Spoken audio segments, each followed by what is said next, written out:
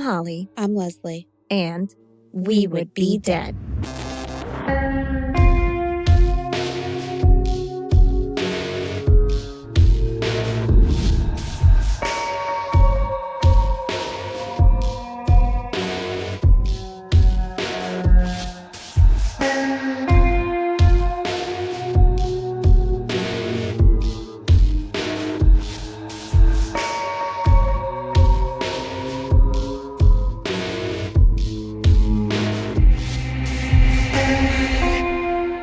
Leslie. Hey, Holly. Hey, Fiends. Ooh, man alive. Last week's episode was super heavy. Yeah. We're coming off of that, remember? I know. Oof. I hope you guys all learned a lot about Mark's case because I know that a lot of people really did want to hear it and that you continue to pass this story along.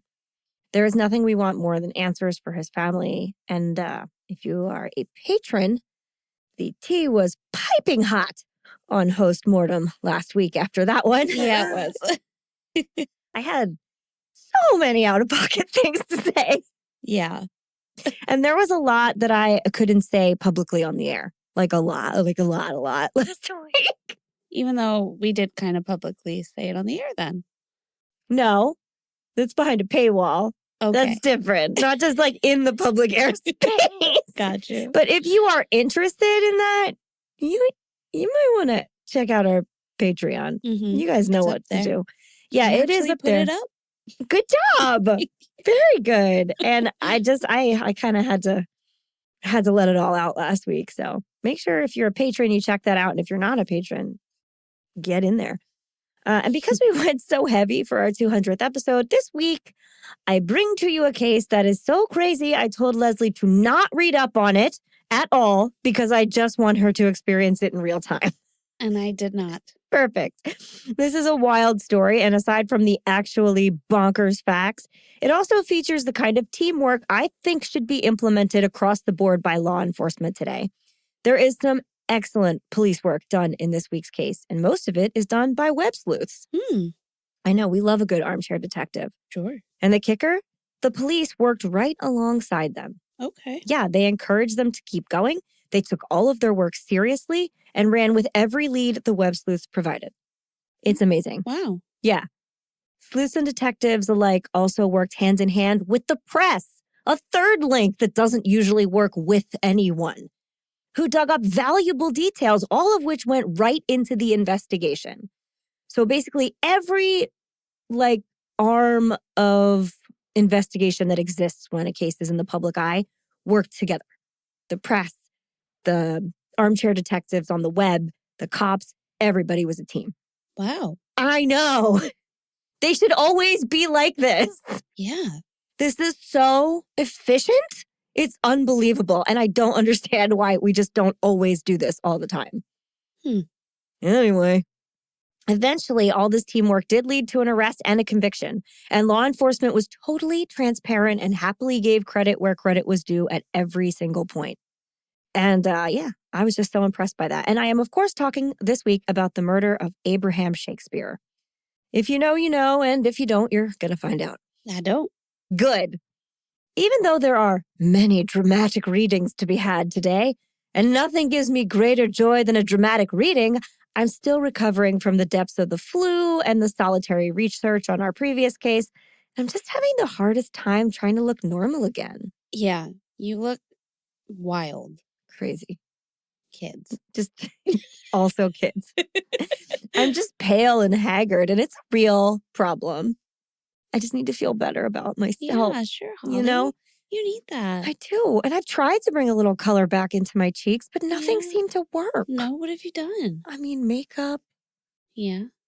That's all. Oh, wow. Yeah. That's a lot. Yeah. I moisturize. Sure. Right? I wash my face. Okay. Twice a day. Wow, that's great. Right? I know. Every day. I'm proud of you for that. Thank you so much. I do not hydrate properly at all. But you know what? The other two are pretty good. I mean, I guess I could do the work and try other things, but I'd really rather try a super secret ingredient that I've been hearing whispers about as of late. Sure. The easiest way, you know? I need the easiest way. Yeah. And I've heard that the easiest way is just a little tiny drop of validation. A hill worth dying on. It's soothing this week. Yeah. It's like sleepy thought you time needed tea. it. I do need it. Thank you. I didn't want it to come too strong, you know? Yeah, I get it. It's like a quick fix, but like you just need to ease into it. It's like a warm bath. I Mm. love it. And best of all, our fiends can give us this precious ingredient totally free of charge. Holly. But how? But how, you must be asking yourself and me. Yeah. Well, I will tell you. Simply head on over to Spotify or Apple Podcasts and leave us a 5-star rating and or a friendly review. It really is the only way to move this podcast forward. Ratings and reviews equal attention, attention equals support, and support equals more and better content for all of you. Yeah, it's good. But if you just can't wait for more We Would Be Dead in your life, don't worry. You don't have to. You can support us over on Patreon. Very nice. There, for just a few dollars a month, you will gain access to our entire catalog of 30-minute horror movies. I really want to watch another Leprechaun. Okay. We only did the first one. Aren't there like Really? 30? Yeah, we only did the first one. Okay. Well, Can we do that? Can we make plans? We need a fun thing. Yeah. We need like sushi and stupid movie night. Okay. Patrons, chime in. Tell us if you'd like that. Or if like Leprechaun 4 is way better, tell us. Yeah. Because they can tell us, but we're going to do it anyway. Yeah, but we don't know which one is like the wildest. If there's one you really want to see, please let us know. Space. Oh, that's right. He goes to space in one of them. Yeah. Nuts. I wish They're like a Leprechaun 2000 or something. Probably. Yeah. I wish that the Turkey Thanksgiving people made more insane movies. Wish and don't wish, because that's an experience. I don't know if we should wish that upon anybody. That's true. I think they did just enough. I bet they didn't stop. We just don't know where the rest of it is. We're going to have to look them up. I think we do. See what else they've produced.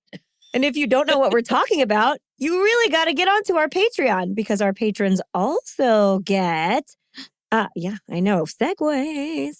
Our weekly after show, Host Mortem, which I talked about just a few seconds ago, and that is available in both video and audio formats. Maybe you want to see our faces. Maybe I sold it too hard that we look terrifying and you don't. Both are okay. You'll also get a special gift in the mail from us, giveaways, the opportunity to participate in those, and some merch deals, an on-air toast dedicated just to you, and more. Okay. Mm-hmm. We have more exclusive content in the works for you, our beloved patrons. But if you have anything you'd like to see, never hesitate to ask. We love hearing from you. And in all honesty, we are here thanks to our patrons. So come on over and be part of the We Would Be Dead family. It's nice. It really is. And in a couple weeks, we'll have a live St. Patrick's Day get together. We'll nail down a date for that in the next couple days and let you guys know. But St. Patrick's Day is always really fun on We Would Be Dead.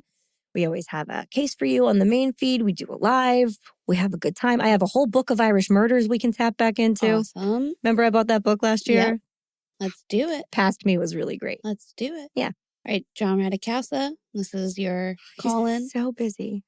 It might just be us, and we might have to live with that. It can't be. He has to be here. Also, we're going to celebrate our 200th then. And our 5 years. Oh, that's what I mean. Yeah, our 5 years. We're going to celebrate all of it. That's going to be a while. Maybe you guys need to sleep over that night. Maybe you shouldn't drive afterwards. Just a thought. Or we'll just Uber. There you go. Whatever. But I think we're going to have a good time, and I hope some of you guys are in it to win it with us. Yeah. Be really fun. Anyway, if all of that is a little too much for you, you can simply follow us on social media. We are at Would Be Dead Pod anywhere and everywhere you get your content. You can like our posts. You can share our posts. You can like and share our posts. Yes. Yeah, please do that. Please do that on like even all our old posts. It doesn't matter when we made them. Engagement is engagement. You can leave us a comment. You can post about your favorite episode. Let us know when you're listening. Tell a friend. Tell a neighbor. Tell that one friend who can literally find any information on Google in 15 seconds. God, they're useful. What's their name? Wouldn't that still be Megan? Maybe. I don't remember Megan. They fall right out of my head. Megan was the one that we went to for like the town gossip. Like I don't know. No, this is somebody who's like just good at finding things online. Okay. So they also have to be like tech savvy. Exactly. So it had to be somebody that you're like, hey, I wonder what the population of Madagascar in 1942 was. And they would be like, 10,003. Right. Okay. So like Elliot. That's a good one. Yeah. Very good. That's Flynn's middle name. Yes. Then your friends and Elliot can become fiends and we can all hang out together. I love it. Oh, and just a side note on posting on our socials and our Facebook board, which you should do all the time. If you are talking about a specific episode that happened a long time ago, you got to tell us who you're talking about when you you just give us a deep cut or an inside joke. Yeah. Because it falls right out of my head. There's and a I lot. want to be there with you. I know. Want to remember. I know. So you got to be like, you can't be like episode 197. I don't remember what that was. That was like a week ago. But like, yeah, I need like. You got to tell me who it was and what we were talking about. Episode 5. We don't even need a number. 10-minute marker. You could do that. Or be like, hey, remember the one about the Black Dahlia when you made a joke about this? Then I'll be a little more apt to remember. I always feel bad because they'll say like one quotation and I'm like, I'm sure I said that, but I don't know when. And I'll say, yep. Glad you liked it. Anyway. Or just keep us on our toes and keep doing it. Yeah, that's fine too. Comment the wrong thing. I just love when people comment. I do too. I just love hearing from you guys. Please talk to us. I'm just glad you're all enjoying it. I'm just pale and lonely. Yeah. Sitting here in my office. But if you guys don't get a response from us and it's been like a week, just know that we're still combing through the episodes to find out. Yeah, usually we respond pretty quickly. We did. That was so great. I still, and I mean this with all my heart, I want a shirt that says all is not well. I know. And has the the town crier, the little leg thing that they stood in. I have a vision of the design. Mm-hmm. So I'm going to talk to a friend that can help me. Awesome. Put it on paper. That'd be so good. Also, I think we should take pictures outside the little thing by Storybook Land that looks like where a guard would stand. Yeah. Wouldn't that be fun? Yeah. It's just broke down on the side of the road. Yeah, that would be great. I drive by it all the time and I'm like, it looks like there should be a town crier in there. Maybe that's what we do and we just do a silhouette of that. I want pictures of us to put on all of our stuff just like, all is not well. Because you guys, all is not well right now. All is not well. We say it all the time. Yeah. Anyway, that's my tangent for today. I think that's all I have in the way of news before we begin. Leslie, do you have anything else to add? No. Nope. All right, then. Nothing. On with the show.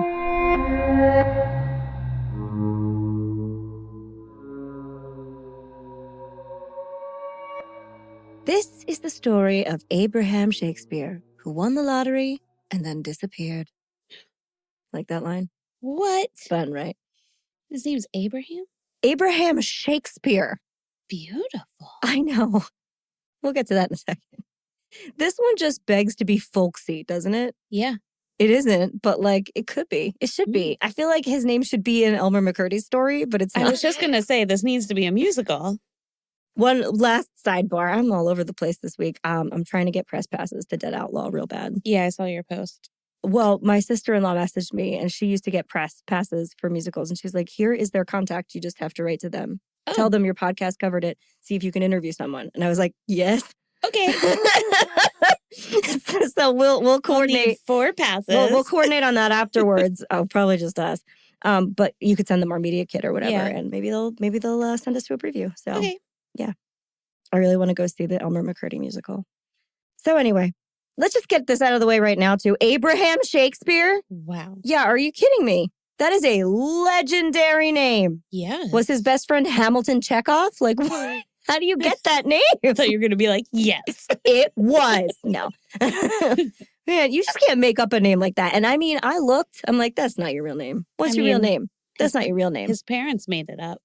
It is his name, though. He was born Abraham Lee Shakespeare in 1966. Lee. I love the middle name, I know. too. Also, like a political figure name. Wow. I can't. Oh, boy. And that's on his birth certificate, man. Okay. But he also has a father no name. Oh. Yeah, so we don't know where Mr. Shakespeare is. It's about time. It's the Shakespeare. Maybe it is. You don't know.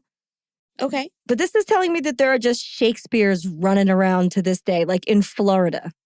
Yeah. It's just the bard is there. That's right. I can't wrap my head around that. It's wild to me. None of that is important, but we're all thinking of it, honestly. So I had to call it out. But Abraham Shakespeare Shakespeare, who we will henceforth call Abe most of the time because that's a real mouthful, was born on April 24th, 1966 in Lakeland, Florida.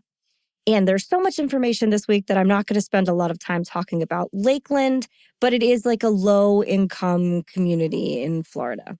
All right. So not a lot of money there, kind of struggling. And that's how it's been for quite some time. And he stayed in Lakeland his whole life. His mother's name is Elizabeth Walker, and father, no name, something Shakespeare, I assume. Abe's family was poor. There's no two ways about it. I wish I could sugarcoat that situation for you guys, but I kind of can't. He also had several siblings. They are not all named in his case files, so I can't tell you how many. I know he had 2 sisters. Beyond that, I'm not sure. And his parents worked as orange pickers.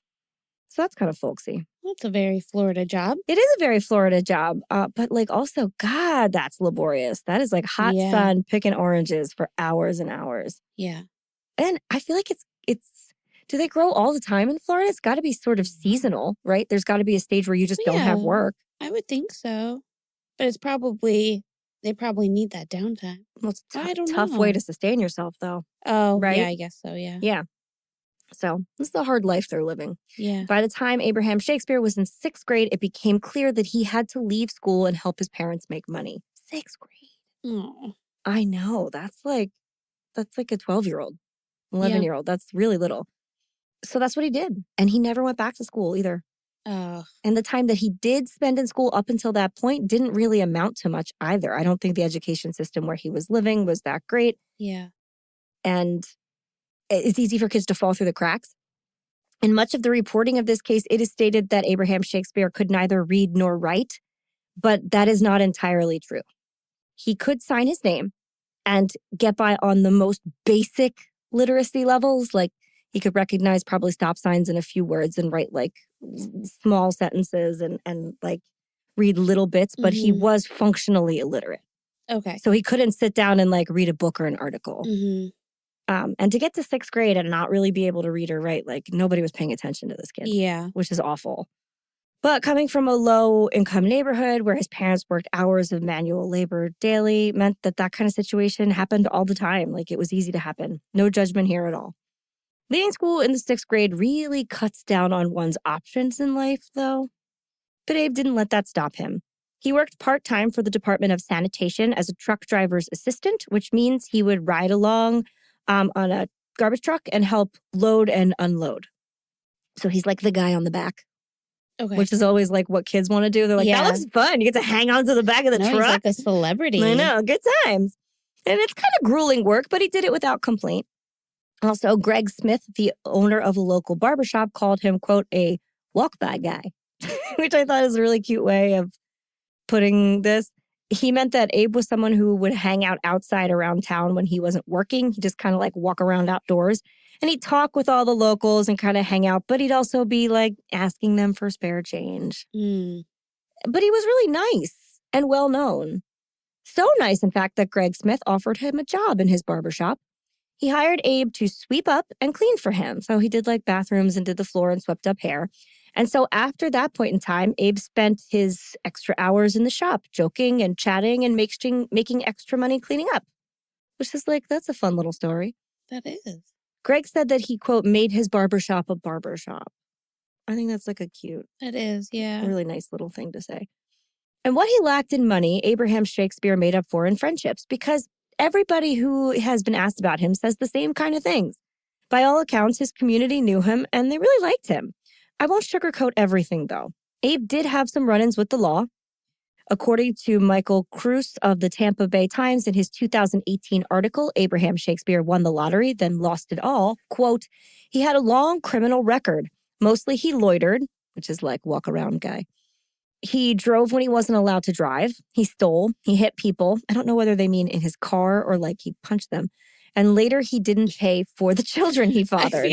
I feel like, I don't know why, I just feel like maybe they mean punch. I know, but what a weird way to put that. They didn't say assault. They didn't say he got in a fight. They say he hit people. Just hit people. Usually reporters don't use that language for that. I don't know. Yeah, okay. So I'm like, do they mean in the car? I don't really know. Yeah, like with what? Did he just like walk into him? What's he doing? Anyway, on with the quotation. He went to prison twice. After he got out in 1995, he lived with his mother. Now, I should say the child, not children, that they are referring to here is Moses, Abraham's son, with his former girlfriend, Antoinette Andrews, who, after this whole case is over, wins the lottery herself. She just won $1 million. That happens. Isn't it nuts? Yeah.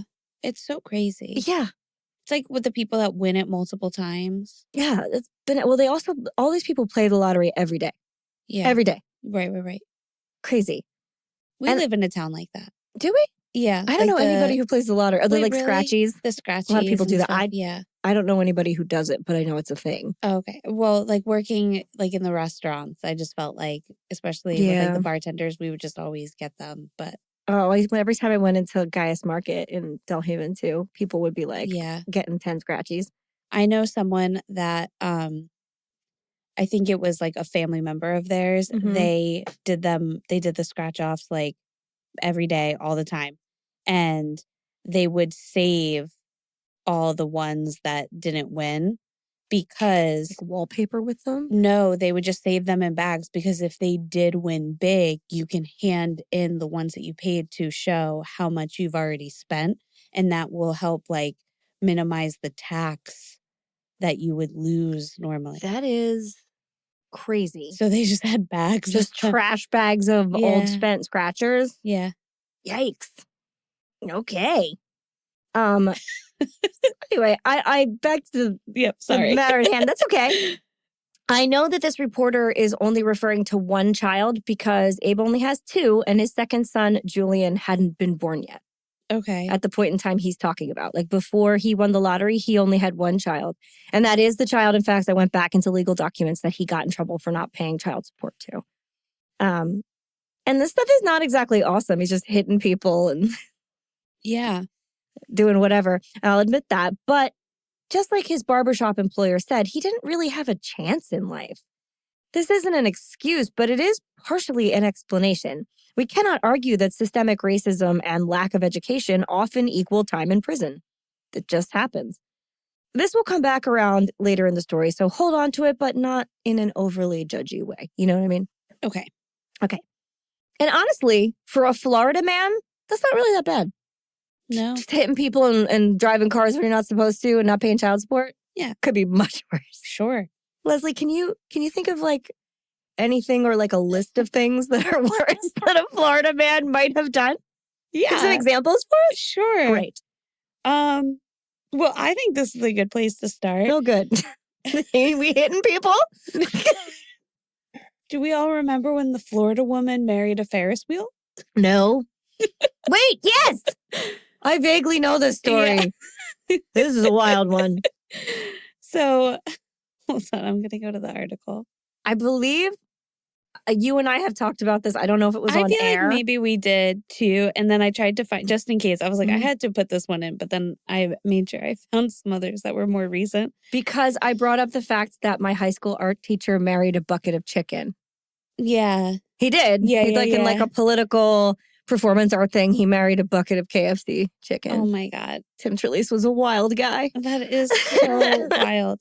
Okay, so this is how the article starts. This relationship has had its ups and downs. Oh, no. The Ferris wheel? Okay. A Florida woman is married to an amusement park ride she named Bruce. No.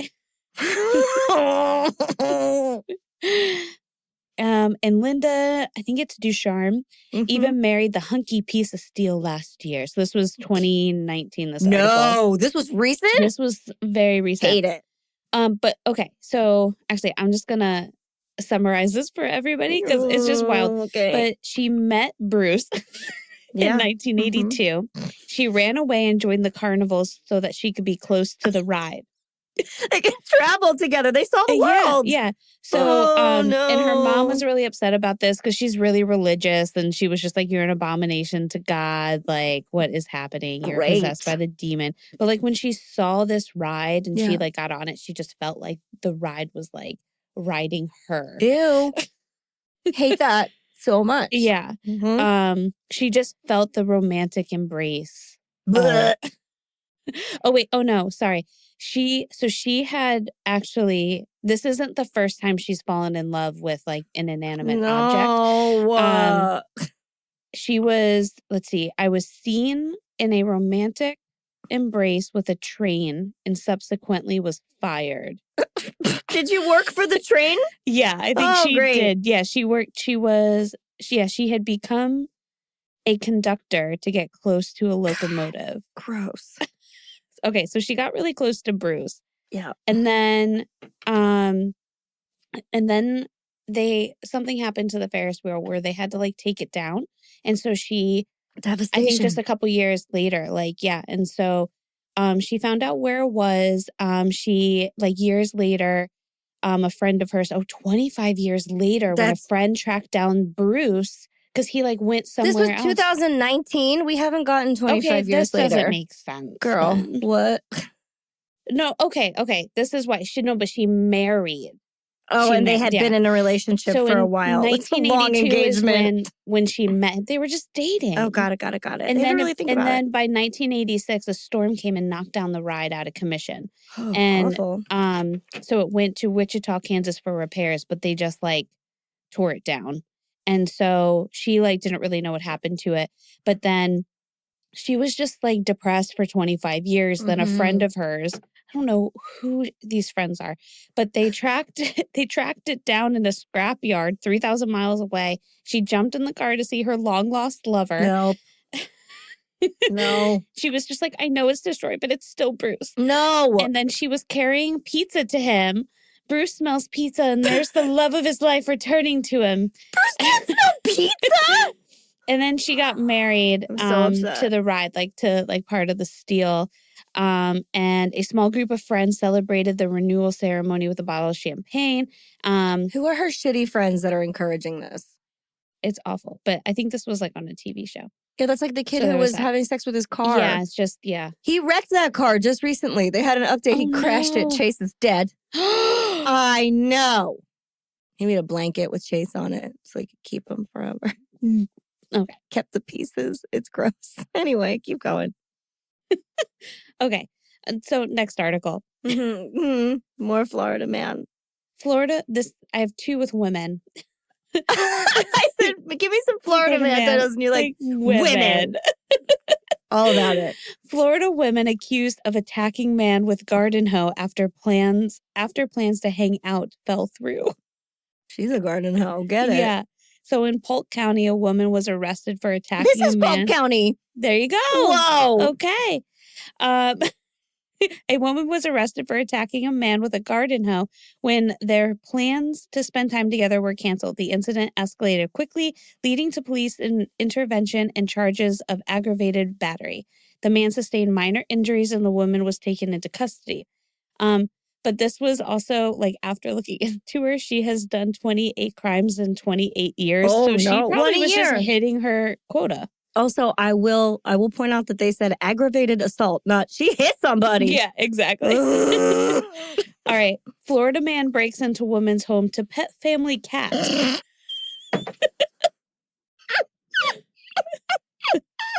This one is definitely worse than what Shakespeare over here has done. Okay. Because this man, and he's like a young man, he is just a new man. He's a brand new man. He's a brand new man. He was a boy a few days ago. Yeah. Okay. He was caught breaking into a woman's home, not to steal, but to pet her cat. Gross. Is that a euphemism? No. Okay. And I'm going to read how this is written here, and then I will tell you exactly what happened. Okay. The homeowner discovered him inside and called the police. The man who claimed he simply wanted to spend time with the feline was arrested for burglary. You want to know how she found him? No, how? She was sleeping. No. And she woke up to a man bending over to pet her cat. And then he came back. No. And that's how the police got him. He loved that cat so much. But that's how she woke up in the morning. He was just in the house and he just wanted to pet the cat. And then he came back to pet the cat. Deranged. I hate it. And he's just a nice looking young man. And he's like, I just wanted to pet your cat. And he went to jail and she's like, I hope he goes to jail for a long time. He just wanted to pet the cat. He just wanted to pet the cat. All right. Florida man dressed in Dalmatian onesie outruns trooper, shakes off tasers before he's caught at girlfriend's home. That's embarrassing. Yes. You lose to the guy in the Dalmatian onesie? No. Yeah. Let me go to this article because it's wild. Okay. So, a Florida man bizarrely dressed in a Dalmatian onesie bolted during a traffic stop after being handcuffed on one wrist, and he remained on the lam for an entire day before finally being caught at his girlfriend's home. Florida Highway Patrol were in hot pursuit of 36-year-old Keith Devereaux. That's a nice name. Mm-hmm. For nearly a day after they attempted to pull him over for reckless driving just after midnight on January 27th. What year was this? This was this year, February 4th. Oh, shit. Okay. Devereaux had allegedly been driving erratically, stopping and pulling away at high speeds while dropping off a passenger. Oh, my God. Were they just throwing him out of the car? I know. Again, the phraseology in these things. And then he pulled himself. While fleeing from the police, Devereaux eventually rammed his truck into a tree. It's like crashed tires, like it's like lopsided. Oh my God. Despite being shocked, Devereaux picked a fight with a trooper. Shocked. He was like, I can't believe I did that. He like pulled him. Yeah. And then he got out of the car. And then the police like kind of caught up to him from there. And then he picked a fight with a trooper and began to push and thrash against him before once again attempting to take off. Then somehow he successfully fled. By this point, his truck was wrecked. He had been tased by the troopers and he still had one wrist handcuffed. Oh my God. He went straight to his girlfriend's home. One place authorities were almost guaranteed to check first. Oh boy. Because dogs always come home. The troopers watched him flee through the forest while they waited for backup. They are literally chasing a dog. Now they have the canine unit after him. Oh no, dogs chasing dogs. Dogs chasing dogs. They pick up his scent. The real dog took off after Devereaux and turned up at his girlfriend's home. And his girlfriend was home at the time and told troopers that she didn't want anyone to go inside, including Devereaux, because they had drugs inside and she didn't want to face jail time. Yeah, we all know that you have drugs inside. I think it's really because she had 100 other men in Dalmatian onesies in there. That's what I was going to say. They're all mine. You can't have them. And drugs, of course. And drugs. And drugs. Oh, no. So, see? Wasn't that bad, hitting people. But then the troopers, they had to leave and they had to get an arrest warrant. They were tired? No, they had to get an arrest warrant to like go. So they had to leave and be like, goodbye, Dalmatian onesie. On the following day, yeah. And I guess he just stayed there like a good dog. Probably just like waiting. Tied him up. Yeah. Clipped his collar to the railing. But yeah, he did have possession of methamphetamine. I mean, it was obvious that he was on meth. Like, come on. Florida meth too, which is no joke. I know. All right, and then last one. Okay. Murder suspect confesses to decade-old Florida cold case after DNA leads to arrest. Oh, shit. Okay. Yeah. A Florida man was arrested and confessed to decades-old murder after DNA evidence linked him to the crime. The breakthrough came through advanced forensic analysis, closing a long unsolved case and bringing closure to the victim's family. The suspect, who had evaded justice for years, is now facing prosecution. So I think he was linked. So they like reopened the case. Let's see. So he's like already arrested or something, and he was like, also, I did this. Well, yeah, so a Florida man has confessed to murdering another man in 1997. Okay. Stephen Endenfield was found stabbed and beaten inside his Tampa, Florida condo on February 1st, 1997. The night before he was found dead, he had gone out twice. So at the time, the only information that they had, like neighbors heard like violence in the house. They called for help. They're just like, they couldn't get in. Somebody said that they saw like a dark shadow near the apartment, but like they just weren't really sure. And then it wasn't until the brother like got to the apartment the next day to like get in the house that they found his brother dead. And the word greed was written on the bedroom wall in blood. Oh, no. Yeah. You buried the lead there. I know. I was like, oh, yeah. I was like, there's something about this case that's really interesting. That's a lot. And it was that. Yeah, it's that one. Holy shit. But there were no signs of forced entry. So it's almost like was it somebody that he knew? And then, what the issue was. But the case went cold. But they reopened it in 2022. The unit worked with Othram Labs, a forensic genetic genealogy company. Ooh, that's a hard one. Ooh. Othram Labs said that it used forensic evidence from the initial investigation to develop a comprehensive DNA profile for an unknown suspect. That profile was then used in forensic search to find new investigative leads, the company said. In 2024, a forensic search found that the DNA profile was also linked to an unsolved 2005 sexual assault case in Illinois. Jesus. Brandon Glia had been identified as a suspect in the case. Police turned their attention to Gliha, Gliha. Now, Gliha? Yeah. Now 47, living in Tampa, they found that he had been arrested on an Illinois forgery warrant just weeks before and was in custody. During the interview, he confessed to Endenfield's murder. On Monday, he was charged with first-degree murder and robbery with a deadly weapon. Well, that's an intense one. Yeah. Greed. Yeah. So I thought that was interesting. That's that crazy. Just happened. That's really crazy. And also, it clearly could have been a lot worse. Hitting people. I want to know why he wrote greed. I don't know. I feel like we have to look into that now. Yeah. Like, that's like a whole case. That's a whole case. I know. The Dalmatian guy, that's enough about him. We get it. We get it. We get enough. We know what happened. That was meth. But this one, greed? Yeah. I'm definitely going to have to look into that. Or we can also do a 28-part series on that other woman who did 28 crimes in 28 years. Oh, man. They're going to be boring crimes. The one that killed her date with a hoe. He didn't show up. That's a good one. But then the rest of them are going to be like, day 26, jaywalking. Yeah. Day 27, also jaywalking. Yeah. Day 28, murder. Really escalated. That could be one of the TikToks. It's just like everyone, you just tell what's going on and you're like, come back tomorrow for... I'll have to look into that. Maybe you can make that happen. All right. So that's what Florida mans are up to. Florida mans be doing some wild stuff. Woo! Okay. Well, this Florida man doesn't seem like he did so many bad things now. So, back to the case. On November 15th, 2006, Abraham Shakespeare and his co-worker, truck driver Michael Ford, stopped at a convenience store. And I think this image is kind of funny because they were driving a garbage truck. Right. I don't think I've ever seen a garbage truck just like parked at Wawa. Are there rules for that? Do they have to park far away? Was it full? Was it smelly? What happened? It's just there. I don't know. These are just things that run through my head.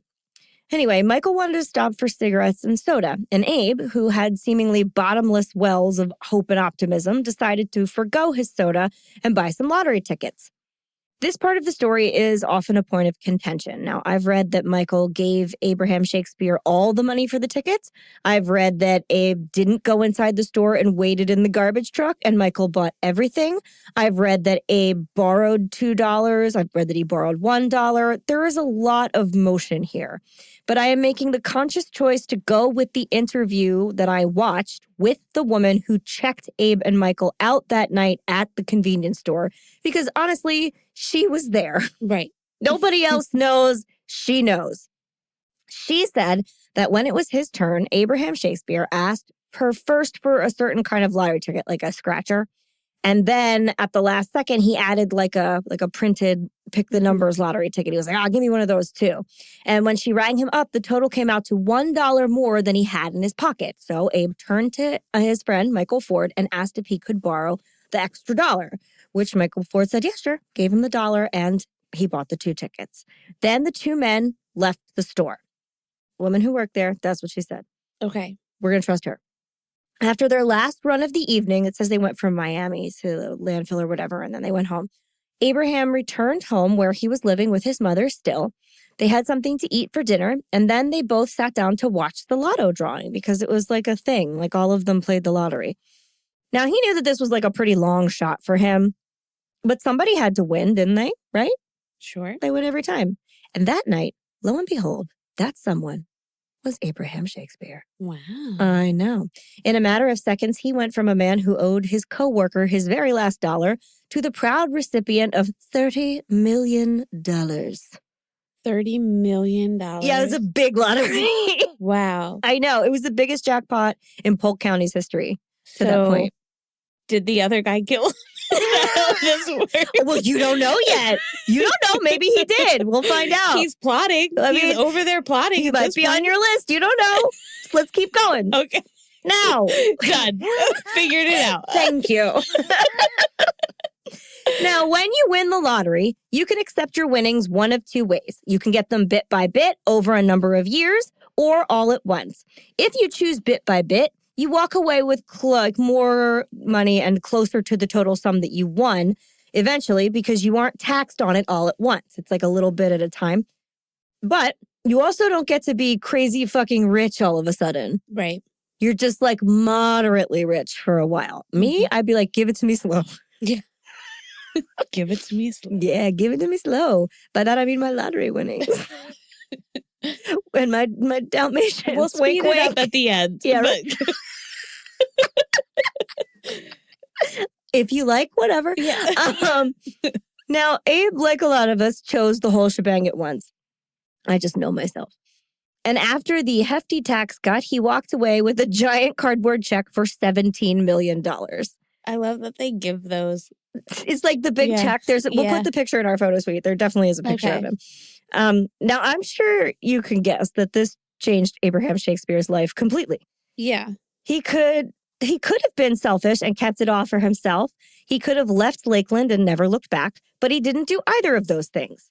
When Abraham Shakespeare won, the whole community won. First, he did take care of himself. He bought himself a gorgeous $1 million home in a gated community called Red Hawk and outfitted it with all the luxuries he had always dreamed of. That's pretty. Yeah, it's really nice. So he's like this big, gorgeous house with a giant TV and all of the amenities. He also bought a new car, but what kind of car do you think he bought? You want to first say like a Ferrari or something. Mm-hmm. He got a Nissan Altima. There you go. Dream car. I know. I love that. It's a good car. Very mom of him. It's modest and reliable. Yeah. You know, like he's like, this is going to get me where I need to go. Initially, I was going to be like, because of how you said, I was like, a Subaru. Close. Yeah. He could have bought a Hummer or a Porsche, but he bought a Nissan. Yeah. I think that's character affirming there. He's not drag racing. He just needs to be comfy. I get it. He also bought a used Rolex from a local pawn shop. Okay. Very economical, but also flashy. Mm-hmm. He bought some new clothes, too. And then, according to all the local girls, he cleaned up really well. Nice. He's like 6'4" with like, at this point, long, well-kept like dreads, like really thin dreads, the kind that are like, they were like very well maintained and like organized looking. And before this, every picture of him is in like a silk bonnet. No one is more committed to hair maintenance than this man. Like he's keeping that hair together. Yeah, so it looks really good after he gets his like suits and nice sunglasses and stuff. He looks great. And as much fun as Abe was having buying all these fun new things for himself and setting up a nice, comfortable life, he was actually more excited to help everybody else. He was really into being generous with his money. That's nice. Yeah, it's super nice. First, he gave his stepfather $1 million to support his family home. So like his mom too. He was like, take this money, set yourself up. Then he gave another $1 million to his godfather. He gave each of his sisters $250,000 and loaned his cousin Cedric the money to buy a house outright. So he's like, you can pay me the mortgage, but I will just buy you this house so that you can do it, which is like unbelievably generous too. And he didn't stop there. He basically helped everybody in Lakeland that needed help. If he could, he helped senior citizens pay off their bills. He helped families without life insurance bury their loved ones who had passed away. So if they had somebody that they couldn't afford the funeral for, he just paid for funerals and burying costs. So he just went around and did that. He loaned people the money they needed to buy cars or rent houses or get out of debt or start a business. Whatever he could do, he became, quote, the bank of the hood. That's what they called it. But that's like amazing. I read another article that called him like Santa Shakespeare or something. Where he was just like, he just lifted the whole community up from one economic place to another, which is incredible. I don't really know of most people who'd be like, I just want to help all of my neighbors live a better life. Right. That's wild. And for a little while, everything was great. Abe was throwing parties at his new house, and like, who wouldn't, right? Mm-hmm. He took vacations. He was helping anybody he could. In the midst of all of this, he even found love, and it was with a woman who was not just after his money. Okay. This girl is so sweet. Her name is Centauria Brown. She's a slender woman with long braids and a really pretty, welcoming smile. She met Abraham Shakespeare at one of his parties, and the two became immediately inseparable. She said he was, quote, a person who gave you his time and attention. She made a point to say, like, he was interested in people. When he talked to people, he genuinely wanted to sit down and know about you. He wanted to ask questions. He wanted to, like, just give you that time, which is also, like, a really kind and not super common trait. So that was very nice. Now, one might assume that by 2008, a couple years later, things would have begun to calm down for Abraham Shakespeare, right? He did all the big, giant things. Now you're just kind of like living real comfortably. And if he had his way, that's what would have happened. But it's just not how things panned out. Centauria discovered she was pregnant, and she and Abraham were actually really excited about this. I mean, like, clearly he could support a child at this point. I don't know how much she was supporting the other one, but, you know. She was due to have a baby boy, and she had moved into Abraham's home in Red Hawk. But try as they might, the two never really got a moment of privacy after that, because though Abraham had become tired of partying night after night, his house never seemed to actually be empty. His generosity had not gone unnoticed, and people were on his doorstep, in his yard, calling his phone and coming over for impromptu meetings at all hours of the day and night, day after day and night after night. It was said that people were at his door at sunrise and they didn't leave until well after midnight. People were just asking for money constantly.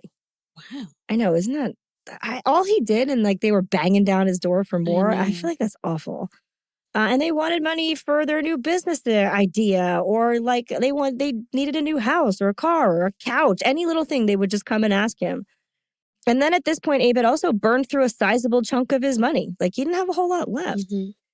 And the loans he had so readily handed out among the members of his community had not been paid down at all.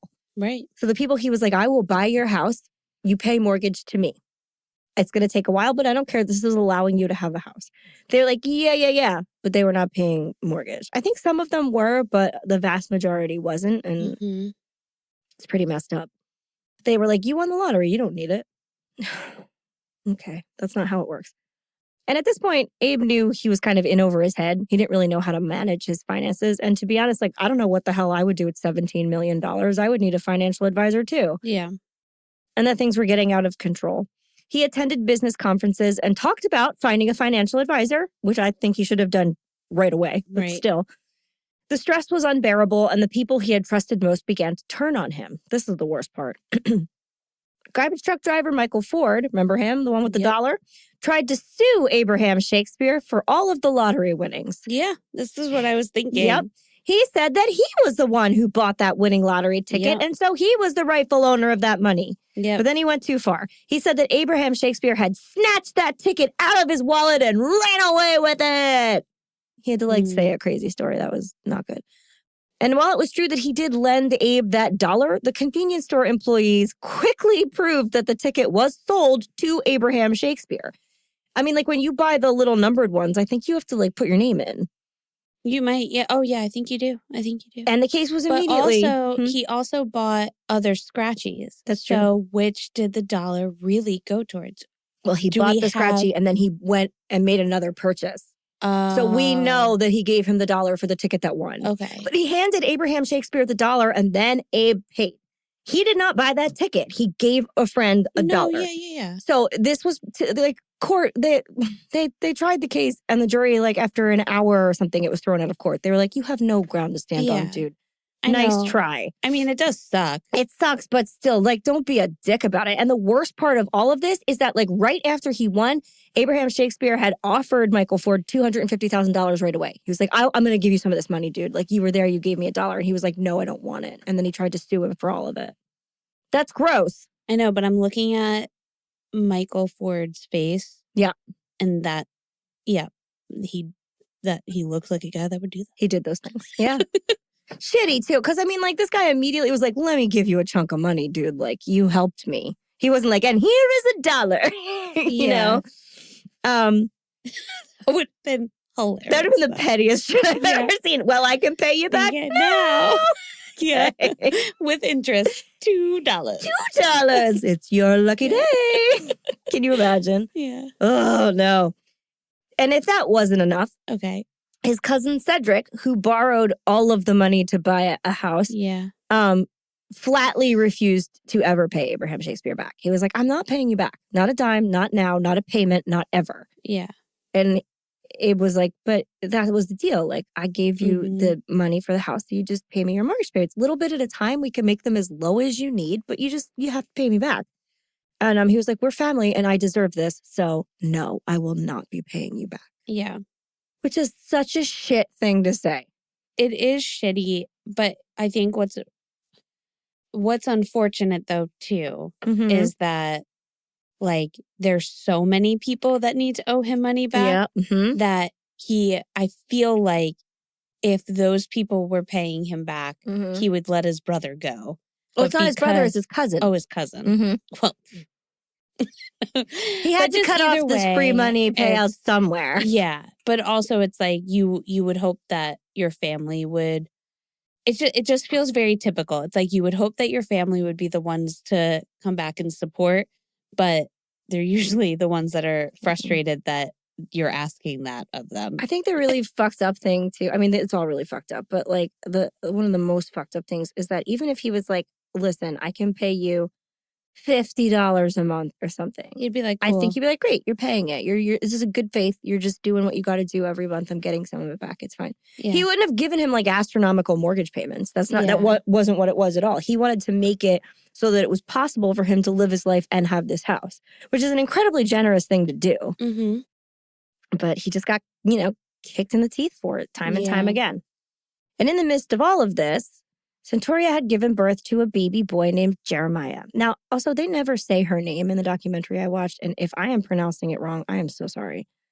And this time, when they had baby Jeremiah, Abraham Shakespeare was so into it. He loved being a dad. He loved going to the ultrasounds. He was so into having this baby. Like, he was invested this time, which I can't say that, like, one child is better than the next. That's terrible. But whatever experience he had, he was way younger, I guess.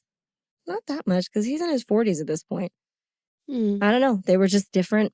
I mean, also, like, when you can pay. Relationship? Could be. I don't really know. But also, when you can support a child, it's probably quite different. I'm assuming at that point, it was like a shameful thing where you couldn't support your child because he was stealing and hitting people and working part-time on a garbage truck. Yeah. So, different times, different people. But anyway, this time it's good.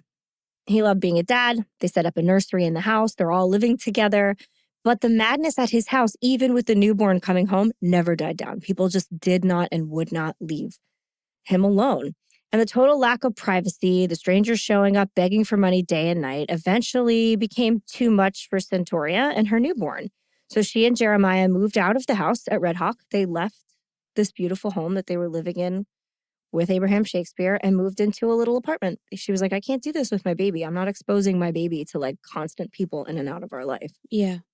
Which to me is also proof that like this woman really loves him and has a decent head on her shoulders, because she's not just like, but I live in a mansion. She's like, no, this is a quality of life thing. I need my kid to be somewhere peaceful. Yeah.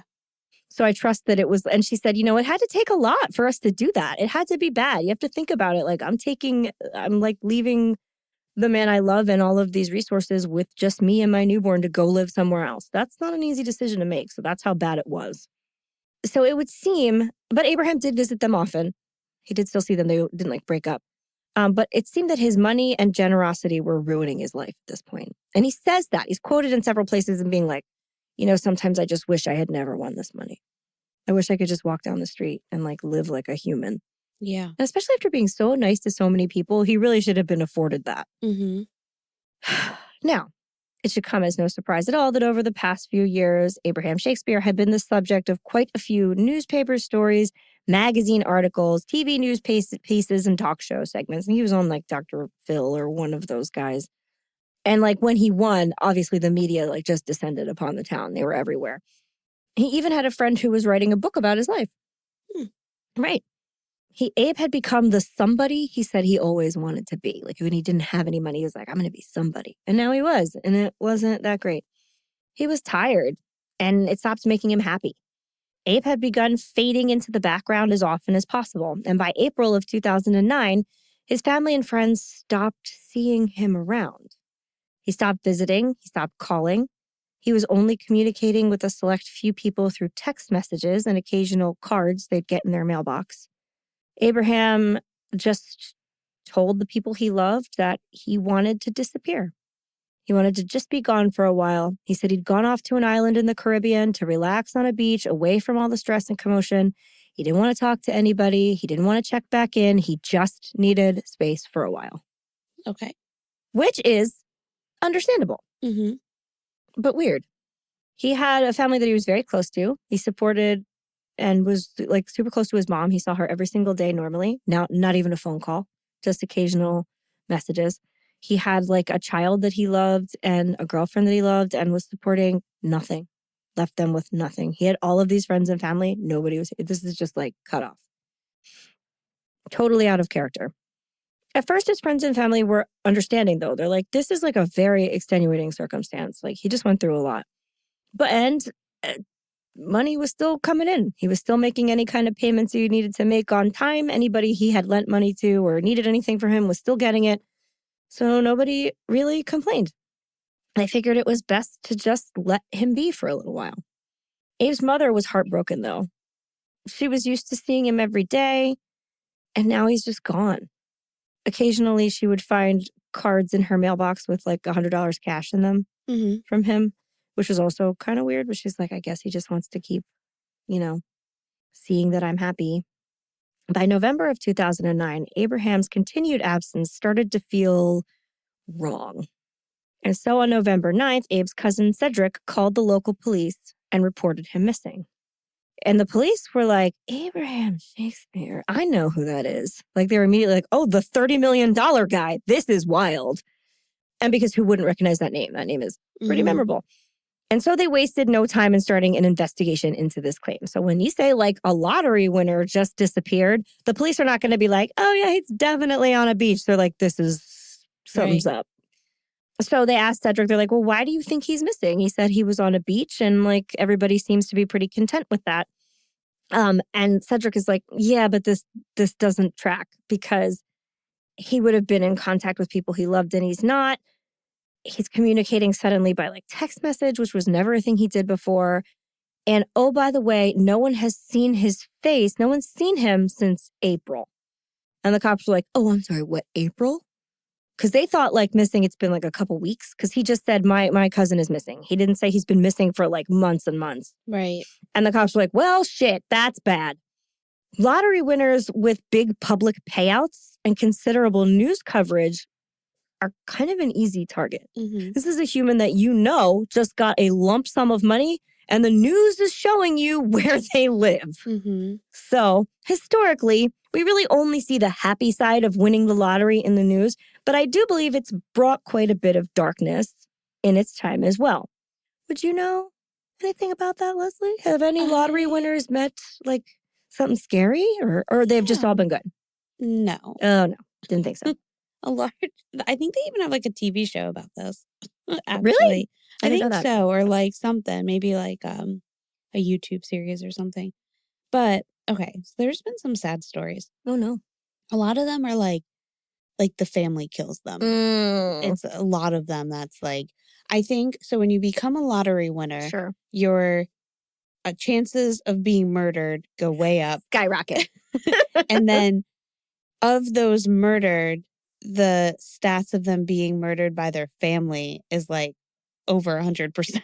It's like something wild. It's like something, I don't know. I don't know where they got these stats from, but people are making shit up. It's over 100%. It's like 120%. 150%. Family. That's the same reporter that was like, this guy hit people. Yeah. I 150% guarantee his family killed him. Okay, so they're also sad. This was a sad one. Oh, no. Okay, so Gregory Birch Jr. Gregory? Gregory. Wow, yes. Okay. So winning the lottery sometimes means collecting millions, but even a fraction of that can be a life-changing sum of money for most of the population. Gregory Birch Jr. wasn't even old enough to drink when he won $434,272 in a Georgia lottery game. Oh, and he's a Birch? Yeah. He owes me some of that Birch, money. but not your, a Burch. Fine. However, he would have very little time to enjoy his winnings. In the 2 months before he was murdered, one of the things Birch did was buy Christmas presents for underprivileged kids. Oh my God. So someone else who gave back. And according to prosecutors, the people who would eventually kill him did not appreciate that Birch had bought gifts for the children in the neighborhood and stated that they wanted to rob Birch because he was flexing and showing off by handing out gifts. Gross. I know. I hate them. Just awful. So yeah, 7 people were charged with his murder, ranging from ages 17 to 28. Ew! I hate that. Because he bought gifts for underprivileged children. That's great. Yeah. And you want to know how much money they got away with? No. $200. Oh, gross. Then Jonas Lucas Alves Diaz. Wow. Yes. Why do lottery winners have crazy names? I don't know. So in 2020, he is Brazilian. He won the equivalent of over $9 million playing the country's Mega Sena lottery. Okay. 2 years later, he was found by the side of a road and taken to the hospital where he died from his injuries, and he was 55 years old. It was later revealed that he'd been kidnapped, held for over 20 hours, and beaten severely. Oh, no. The police made clear that this was no coincidence and that money was the motive for the killing. It was well known that Alves Diaz had recently come into the small fortune, and the fact that he didn't change his habits meant it was easy for people who wanted to do him harm. And then, so his family said that he went for his regular walk. So he didn't change his habits. So everybody knew where he was, what he was doing. That's what I'm saying. Like, they're well documented and they have all this new money. Yeah. So his family said that he went for his regular walk the day he was kidnapped but never returned home. And then the people that kidnapped him, obviously, they knew who he was, they knew his routine, and they knew that he had very privileged financial condition. After Alves Diaz disappeared, his kidnappers tried to get money from his account. While their attempts to transfer about $600,000 was unsuccessful, they did manage to get a hold of around $4,000 in other ways. Crazy. Then there was Jeffrey Dampier. In 1996, Jeffrey Dampier Jr. won $20 million playing the lottery in Illinois. So that's a big life change for him. But then other life changes kept coming. Him and his wife got a divorce, and then they split the winnings evenly between themselves. And then he met and married a new woman, Crystal Jackson. The couple then moved to Tampa, Florida. Florida again. Florida, man. Jeebus. Considering her husband made smart business decisions and supported her family with the money, you would think Crystal would be happy with this win, but she really wasn't. She felt like the money was a curse. Yeah. Because her husband's going to die. So in 2005, Dampier was killed by Crystal's own sister. Oh. So his new wife's sister. 150%.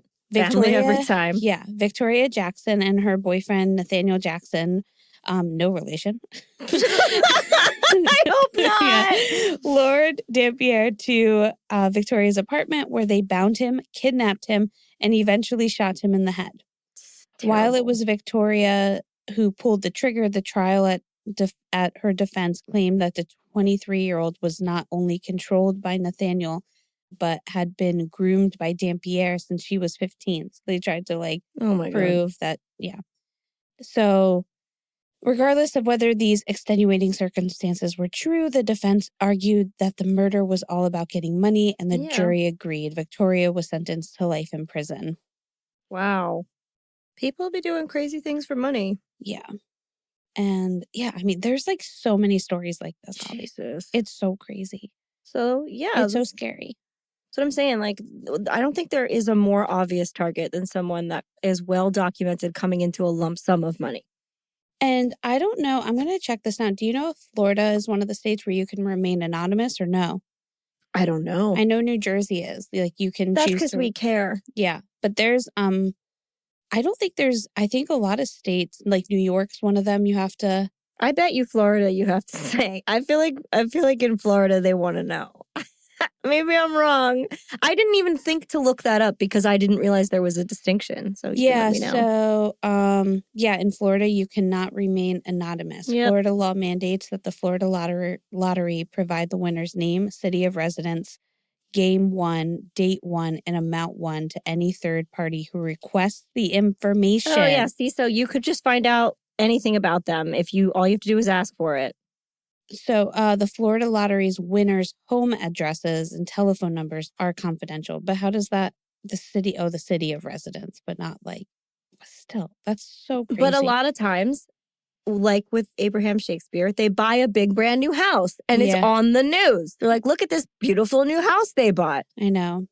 Yeah, that's what you have to be careful about. Mm-hmm. That kind of thing. A lot of the states, it'll be like your first name and your last initial too. Mm-hmm. But it's mostly like you're in fifth grade. Right. But it's really just mostly, I think it's probably just so people can check in that like it wasn't the CEO's wife that won the lottery or something. I don't think, and I think in this case it was, and in a lot of cases, it's less people looking for public information and more that it's just in the newspaper. And these people just talk to the news. They just talk. They're excited. They want to tell everybody they just won the lottery and what they did with it. They're not trying to be like to hide themselves. Yeah. They're not thinking like, oh, this money could make me a target. I should just Which is stupid because of course it will. Yeah, well. That's the only negative I will say. You're not wrong. It does a lot of the time, obviously. So it is not uncommon to see lottery winners meet with rather nefarious ends, right? No. And if you're law enforcement and you've been around long enough, you probably have an inkling of that. They probably were like, oh, this guy won the lottery. I don't know that he's just on a beach. Yeah. Right. So they immediately jump into questioning people. And, in this case, in cases when adults go missing, a lot of the times cops don't start immediately with all this legwork. They're like, they're an adult. They're allowed to go missing. They're allowed to not talk to you. You're getting texts like, what do you want from me? Right. But they were like, no. The money makes this different. Mm-hmm. So they question Abraham's friends and family. And by doing so, they're able to compile a short list of leads. They were focused first on Michael Ford, much like you said, right? Mm-hmm. The man who lent Abraham $1 and then tried to sue him for his winnings. And they were also focused on Cedric Edom, the cousin who reported Abraham missing and was angry about being expected to pay back a loan. They're like, this guy really doesn't want to give back his money, and he feels really entitled. And in the documentary I watched on this case, they interviewed friends of Abraham's, and they were like, Cedric was a total asshole. He was being an asshole. We're going to say it. He was just not, didn't come off great in this situation. Mm-hmm. So we get it.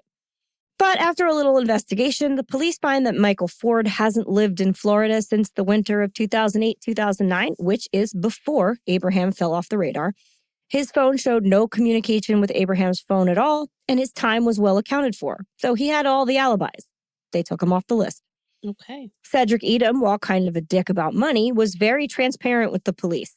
He showed them the brief text interactions he had with Abraham. He gave them a very thorough timeline of what he felt was his disappearance. His intentions really did seem to be pure, and there was no evidence he had any intention to do harm to Abraham, because if he had, why would he be the one to report him missing? Why is the guy that's like, you need to look into this, gonna be the guy that also did it? They're like, at first they're like, well, maybe it's a red herring. They're trying to he's trying to get us to not look at him. And then after a little while, they're like, no, that's not what's going on here at all. Not like in this case, I feel. No, and just the way he was talking and the information that he provided, if he had done it, he would have incriminated the shit out of himself. Mm-hmm. He would have been discovered right away. Right. So they're like, it's definitely not him. Okay. What about his girlfriend? The spouse did it most of the time. You just gave us a case where it was the girlfriend. Mm-hmm. Maybe she got angry with him for all the chaos in their life and she had to leave her home and she just snapped. But when they talked to her, she was very sad that he was gone. She said this was super uncharacteristic for him to leave the baby, and she had text messages from him. Texts that said weird things. First, they said they were all like, I met a woman in Jamaica and I'm leaving you for her. I love this woman. We're going to go live together. We're going to go to Orlando. She's from Jamaica and I don't want anything to do with you right now. We're going to be on a beach. But they all were so not like the Abraham Shakespeare that she knew and loved. She's like, they're all very strange. It didn't seem like him at all. I don't know what these texts are. So they're looking at these and they're going like, I don't think the girlfriend did anything, but this is weird that she's getting all of these strange interactions. So far, the leads they had were going nowhere. But the Lakeland police, as I mentioned in the beginning of this story, and the Polk County detectives were nothing if not team players, especially Detective David Clark. Clark spoke to Marissa Green, who had immediately begun her investigation on the streets of Lakeland. Now, Marissa Green is a journalist that worked for the local newspaper, and so she had taken a special interest in this case. And she kind of had an advantage because she knew the area, she knew people, she could just go out and talk to people. And she asked everyone what they knew about Abraham, and nearly all of them mentioned a white woman he had hired as his business partner and financial advisor named Doris Dee Moore. There you go. Interesting. Okay. When asked how she knew Abe initially, Dee said she was his financial advisor and she was writing a book about him. This is a friend who's writing a book about him. The two had met at a business conference, and she was struck by how badly people had been taking advantage of him.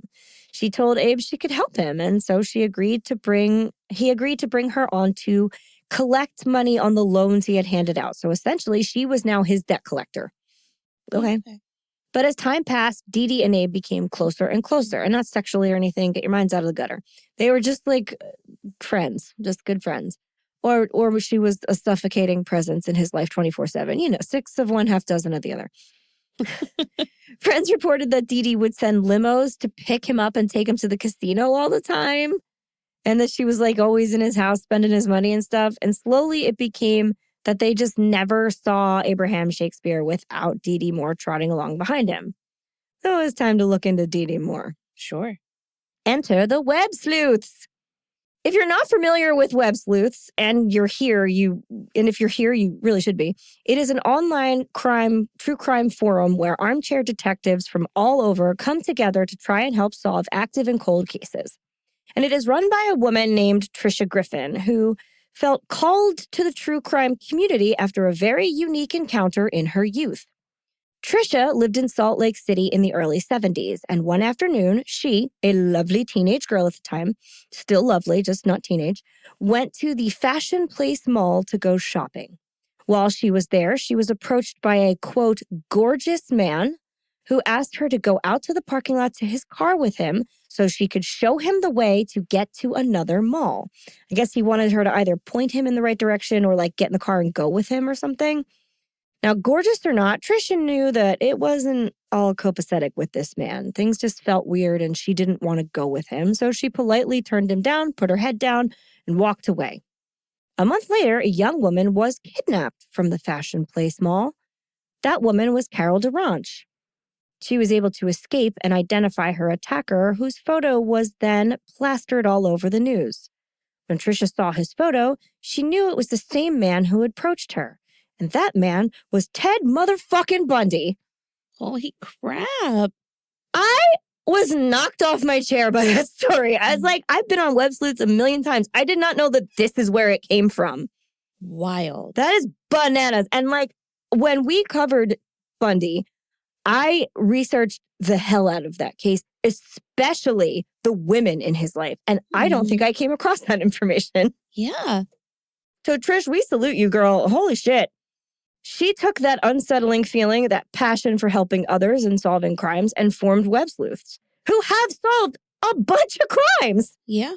Her day job is a voiceover actor, and she pays the bills for web sleuths by being the voice that it's like, if you'd like to talk to a representative, press 1. If you'd like to talk to the main office, press 2. Like, that's her. Nice. Yeah. So her whole story is fucking great. And I hope one day she has a whole documentary just about her. Yeah. I would listen to it forever. Anywho, as soon as Abe is officially declared missing, the headline is transferred onto a thread on the Web Sleuths forum. And right away it took off. So that's how it works. Someone will take a news article that's like brand new breaking news, like Another one that we utilized Web Sleuth forums a lot for in our reporting of was Gypsy Rose Blanchard's, because these people also like went from the moment they were like found in the house, the moment, until like the case was solved. And it is just beat by beat. It's there. And the Web Sleuth forums on this case, I should tell you guys, and I will link them, are still up. You can see all of this. So again, they take a headline that's like really, really current and somebody just tacks it up there and then they just go. And Trisha herself is involved in this thread. So the owner of Web Sleuths is in this.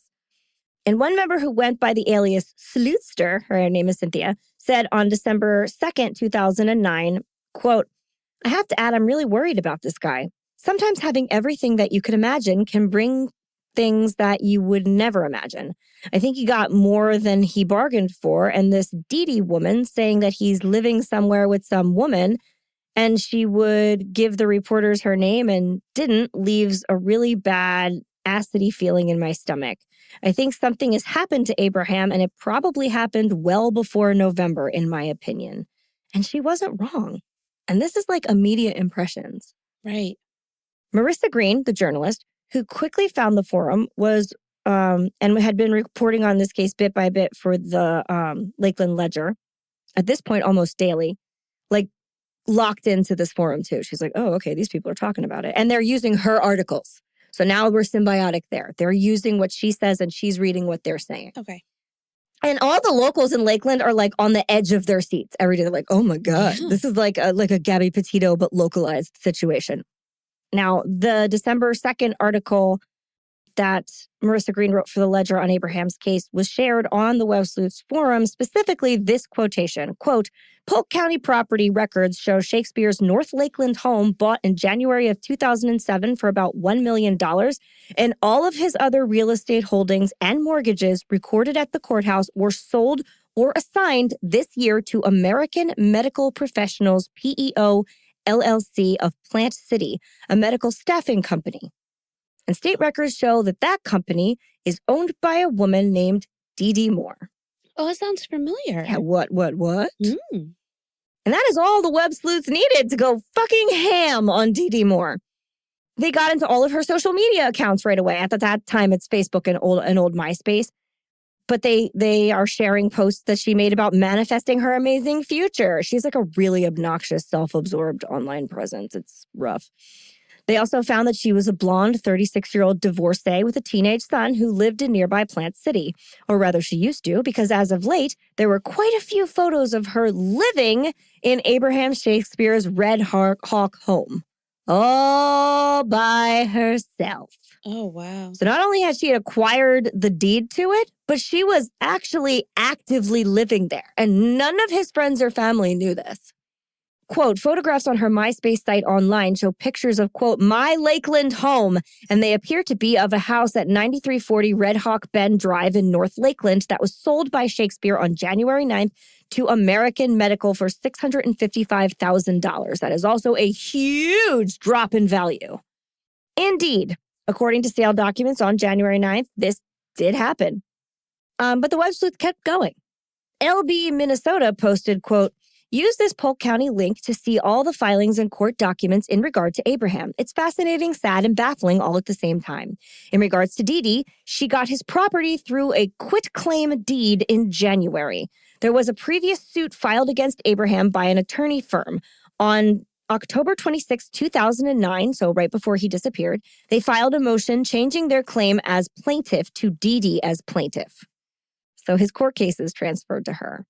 She is asking to be authorized to obtain funds currently frozen in a local bank and all contents of a safety deposit box. So she wants his stuff in the bank and his stuff in a safety deposit box. Abraham was also the mortgagee of homes. He bought homes for friends, and like I mentioned before, in 2007, and they pay their mortgages directly to him. So these are people that are actually paying the bills. Probably they just gave them the houses, whatever. In January of 2009, those mortgages were all transferred to a new mortgagee, Dee's health company, meaning they have to pay their mortgages to her now. This could explain why she's tracking these people down for money. User Want to Help responded with, Quote, I believe her real name is Doris D. Donegan. She married James Moore or Robert Moore, goes by one or another. She starts going by Doris Donegan Moore or DD Moore. Her company address is P.O. Box 433, Sydney, Florida, 33587. A website, ddmore.com, listed to this P.O. Box is there as well. She's also a notary, and there's a record for her for an insurance scam. That is all her fucking information. Everything about this woman. Wow. Woo! I'm sorry. Insurance scam? Yeah. Did you say? At about this time, Detective Dave Clark stumbles upon this Web Sleuths forum. The cop finds it, and he's not mad. Most of the time they're mad. He's impressed. They have a wealth of documents he would have needed a warrant to find or a subpoena. But there they were, right there online, laid out in front of him. So he's like, okay, I'm going to bring this woman in for questioning. Yeah. Right? He's like, I have all this stuff that I just freely read online, so I can ask her about it, which is true. So he brings Dee Dee in, and he's like, what's going on here? Like, you have his house? Where's Abraham Shakespeare? She's like, he's on a beach in the Caribbean with a woman. He's fine. I did purchase all of his assets. It was an agreement where basically she bought everything he owned and was owed to him. But she said she did it so she could manage it. It was just in her name. It was still his, but it was just in her name. So she could be the one to deal with all the banks and people that owed him money. And it would just all go right to her. And she would just fix it. Sure. Yeah.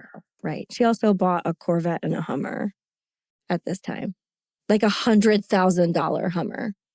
Like, even he just bought a Nissan Altima when he had $30 million. Ding, ding, ding. He had all the money in the world. He bought a Nissan Altima. This woman bought a Corvette and a Hummer. Brand new. With his money. And directly out of his account. She actually had it arranged so that she was like the only person that could write checks from these accounts. He couldn't even write checks from them. Yeah. Wow. But it was to save him. Sure. Well, I mean, he said he was over it. Yeah, man. So he can be on the beach. She just makes sure he can do what he needs to do on the beach. And she's just here taking care of everything for him. Yeah. And as compensation, she just gets some things that she likes. Yeah. And she gets to live in the house. Mm-hmm. And everything is in her name. Totally fair. And the cop's like, okay. And she goes, but I have proof. I have proof that he wanted to do this. And this is where he went. Let me show you a video. Then she shows him this weird, unsettling video of her talking to Abraham Shakespeare in his living room and being like, tired, Abe? This is all awful, isn't it? You just want to get away from here, don't you? Just want to go? You going to go? And he's like, yeah, I guess that's what I have to do. I just have to go. She's like, so is it sad to go? Are you going to miss like your family when you go? He's like, yeah, but I mean, like, I guess you have to do what you have to do. She's like, so you have to go? You're going to go and miss your family, Abe? Are you sad about that, Abe? You're going to go? It is the most leading conversation I've ever heard in my life. And eventually he just gets fed up with it and like walks away. But he is very much like, you can tell he's overwhelmed. You can tell he does want whatever is going on around him to stop. But it doesn't in any way to me feel like it proves that he definitely just left. Right. And she's like, well, I was interviewing him for the book I'm writing about him. So I had to have like records of when I talked to him so I could write stuff down. So that's why I have this video. Never mind that that's the only one she has, but still. Of course. She's like, so there's the proof. I did it. Okay. So the cop's like, this is all very strange. Let's see what the web sleuths are saying now. I've done this interview. Let's check back in with them. And they're still going. They also discover that she filed for bankruptcy in October of 2008, which is right before she met Abraham Shakespeare.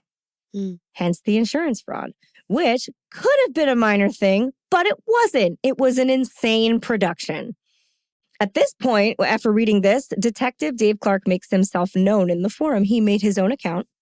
He got in there and he says, you guys are doing an amazing job. I cannot believe everything that you have found. This is incredible. But I am a detective on this case. I'm actually working it right now. And I got to tell you, you are going in the right direction. I can tell, keep going. But there are things that you don't know. There are things that we know that I can't tell you. But if you just keep going, I bet you can find them. And they're like, holy shit! shit! There's like a celebration in the world of web sleuths. Yeah. Cops never validate them. Sure. It's just like they're in their own little world doing their own little thing. But here is the detective on this case like, oh my God, high five, dudes. And so clearly now he's in the forum and they know he's like really going. And so they are like fortified. They're like, we're going to find out what's going on. Awesome. So they keep going. They find out that Dee Dee had filed a claim to her insurance company for $65,000 because police found her in a ditch with her on the side of the road with her hands tied behind her back. She said 2 Hispanic men accosted her, took her car, beat her up, raped her, left her in this ditch for dead. And they're like, oh no, how awful. Take her to the hospital. They do a rape kit on her. They do the whole thing. There is no evidence that any of those things happened. None of those things happened. They were all proven to be lies. She will, to this day, say that happened. It did not. The court did not give her any money. And the cops were like, your car is fine and you have not been raped. I don't know what you want from us. Go away. Wild. And then she pivoted and she was like, well, now I know Abraham Shakespeare.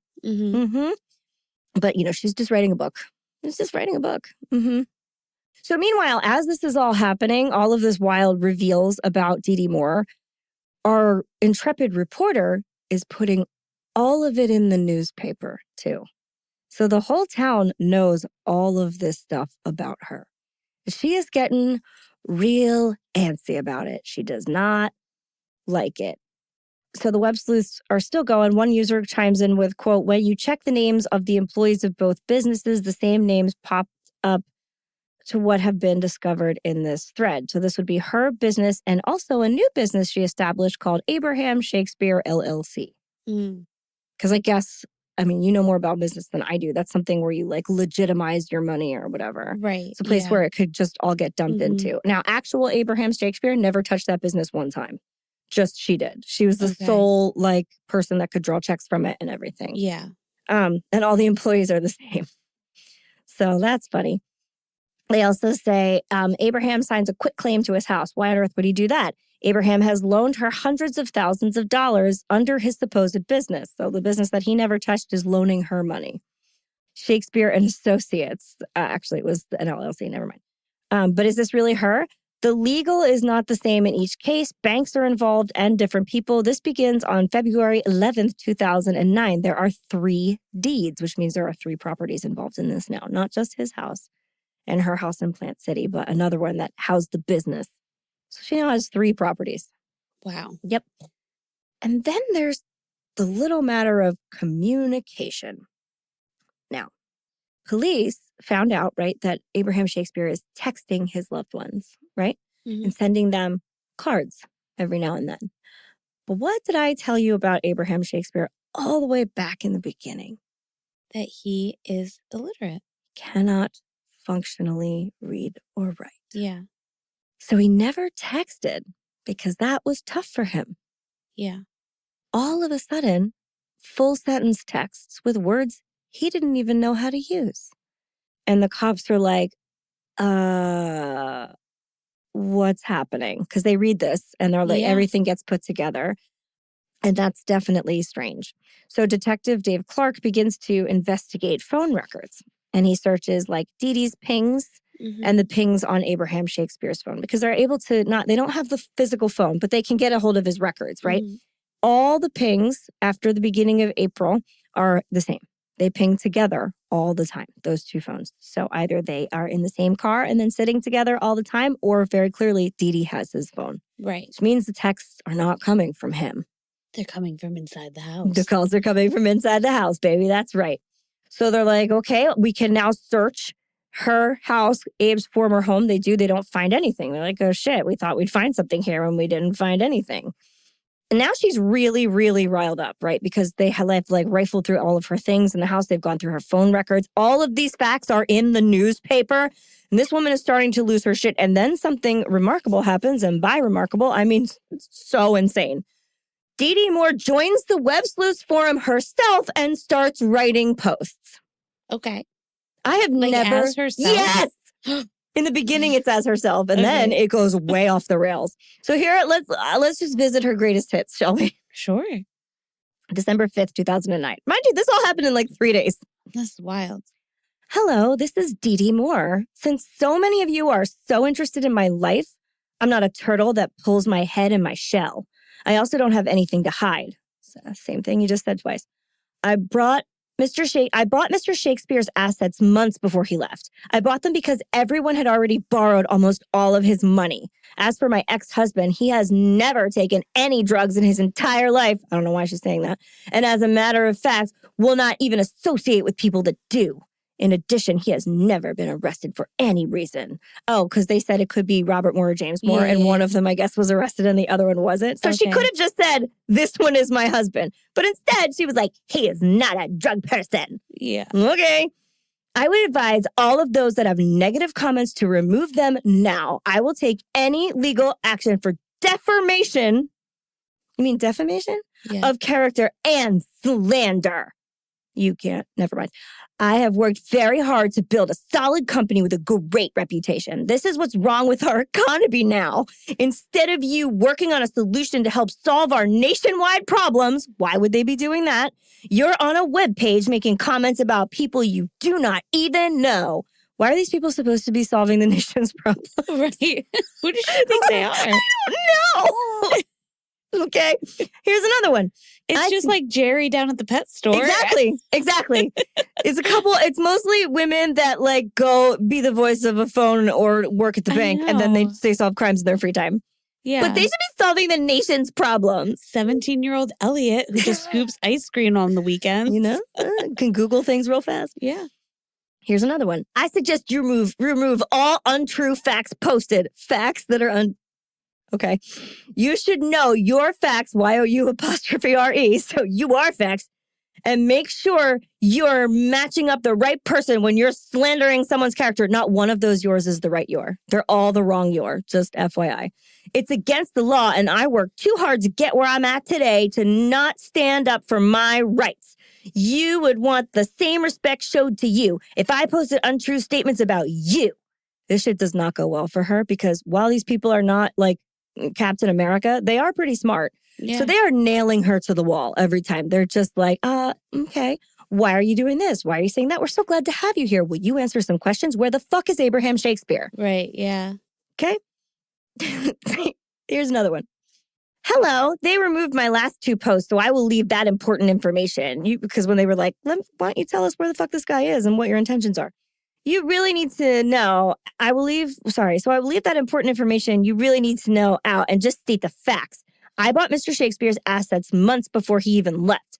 I made sure everything was read to him, because he can't read. And he has his own witness there to protect him. Who? No one ever came forward. He didn't have a witness. Right. Mr. Shakespeare only received $12 million after taxes, and he already loaned out and gave out over $11 million by the time I met him. That's not true. He got $17 million. That's why it was. Never mind. He was tired of the daily phone calls and was too embarrassed to let everyone know all his money was almost gone. The rest of his money was tied up in assets and that he wanted to sell. He wanted to sell everything he ever owned. Okay. He even went and applied for a loan at Community Bank and was turned down because he did not have a job. That's not true. Community Bank can confirm that. Some of the people he loaned his money to made a fool of him. They wouldn't tell him they would take him to court or get off their property. Out of all the loans, only 5% of the people were paying. He sold his bad debts to me, which gives me every right to collect. Abraham hoped that I would have better luck than he did. Than the last 3 people that had been collecting his debts for him. There's no other people that had done that. He had a pending lawsuit for child support coming up with threats of others on the way. That's in his past. I was writing a book on this man, and I only wanted to help him, not have my name slandered. All the money in the world is not worth what I've been through. It's not fair that you can post untrue statements about someone's real life. My ex-husband is well-respected and has never done anything wrong in his life. He will not even associate with people that do drugs and has never been arrested for anything. Why are we back to that? This is why our economy is so bad now. Why are we back to that? We are in a world where we can comment on someone's character without even knowing the person. That's why the economy is bad. Wow. Because we're commenting on people's character, which makes the economy go to shit. Sounds like she wants to get back with her husband. We can post things that are not even true. If we spend all this time and effort helping our neighbors and looking for solutions to our nationwide problems, we will be one step closer in making the world a better place. What? Miss America. Does it just need a light jacket? Yeah. I think that would be a wonderful, like, if you could put that in a movie. All of this. For Miss more. America to like, she just goes off on web sleuths. There's more crazy. Let me see which one this is. Hold on. I have like all her greatest hits here because they were all so crazy. I should be videoing this because I'm having like a temper tantrum. I had to take my one ear off. Oh no. You're like screaming in my ear. Okay, so here's another one. There is information on the web that is not posted. Like I said before, I knew Mr. Shakespeare had taken out a loan on his house. No, he didn't. He owed house payments of $6,988 per month and was behind on them. No, he wasn't. I was not even interested in buying his house at first. Yes, you were. He kept asking me because he wanted to just get away from here. He got up every day with his cell phone ringing off the hook and people not taking no for an answer. He made sure to protect himself. He had a deacon at a church present while signing the documents. Churches are where the good people are, obviously. Yeah, for sure. He also appointed a power of attorney on his behalf while he was gone. Well, then she would have no rights. If he had a power of attorney and it wasn't her, she would not have any rights. They would. I refuse to be his power of attorney. Okay. Then who is? Nobody. Nobody is. You don't know how glad I am to not have to take that task on. He felt like he was going to lose it all. Every time he turned around, someone threatened a lawsuit against him. I also knew he would have a warrant out for his arrest soon. He was in contempt of child support court and was refusing to fill information incorrectly. I did not want, because he couldn't fucking read or write. I did not want to be involved with all that, and I knew if I had his address, I would turn him in. Okay. Now, everything I just said, like, this is not true. Web sleuths just nailed her for everything. Every time she they were like, this didn't happen. We pulled up all of the court documents. You are incorrect. So then she responded again. They did use luminol in her house to look for blood. And they left it all over everything. She says this 100 times. She's really upset that there's luminol all over her house. I have white spray marks that I can't even get off in some places. So this man is missing, probably dead. And she's like, there are white stains on my floorboards. Well, because she's saying that he's fine in the Caribbean living his best life. Still. So, of course, she just cares about the luminol. Shut up about your first world problems. And she's just trying to get back with her husband. Who would never do drugs. Yeah.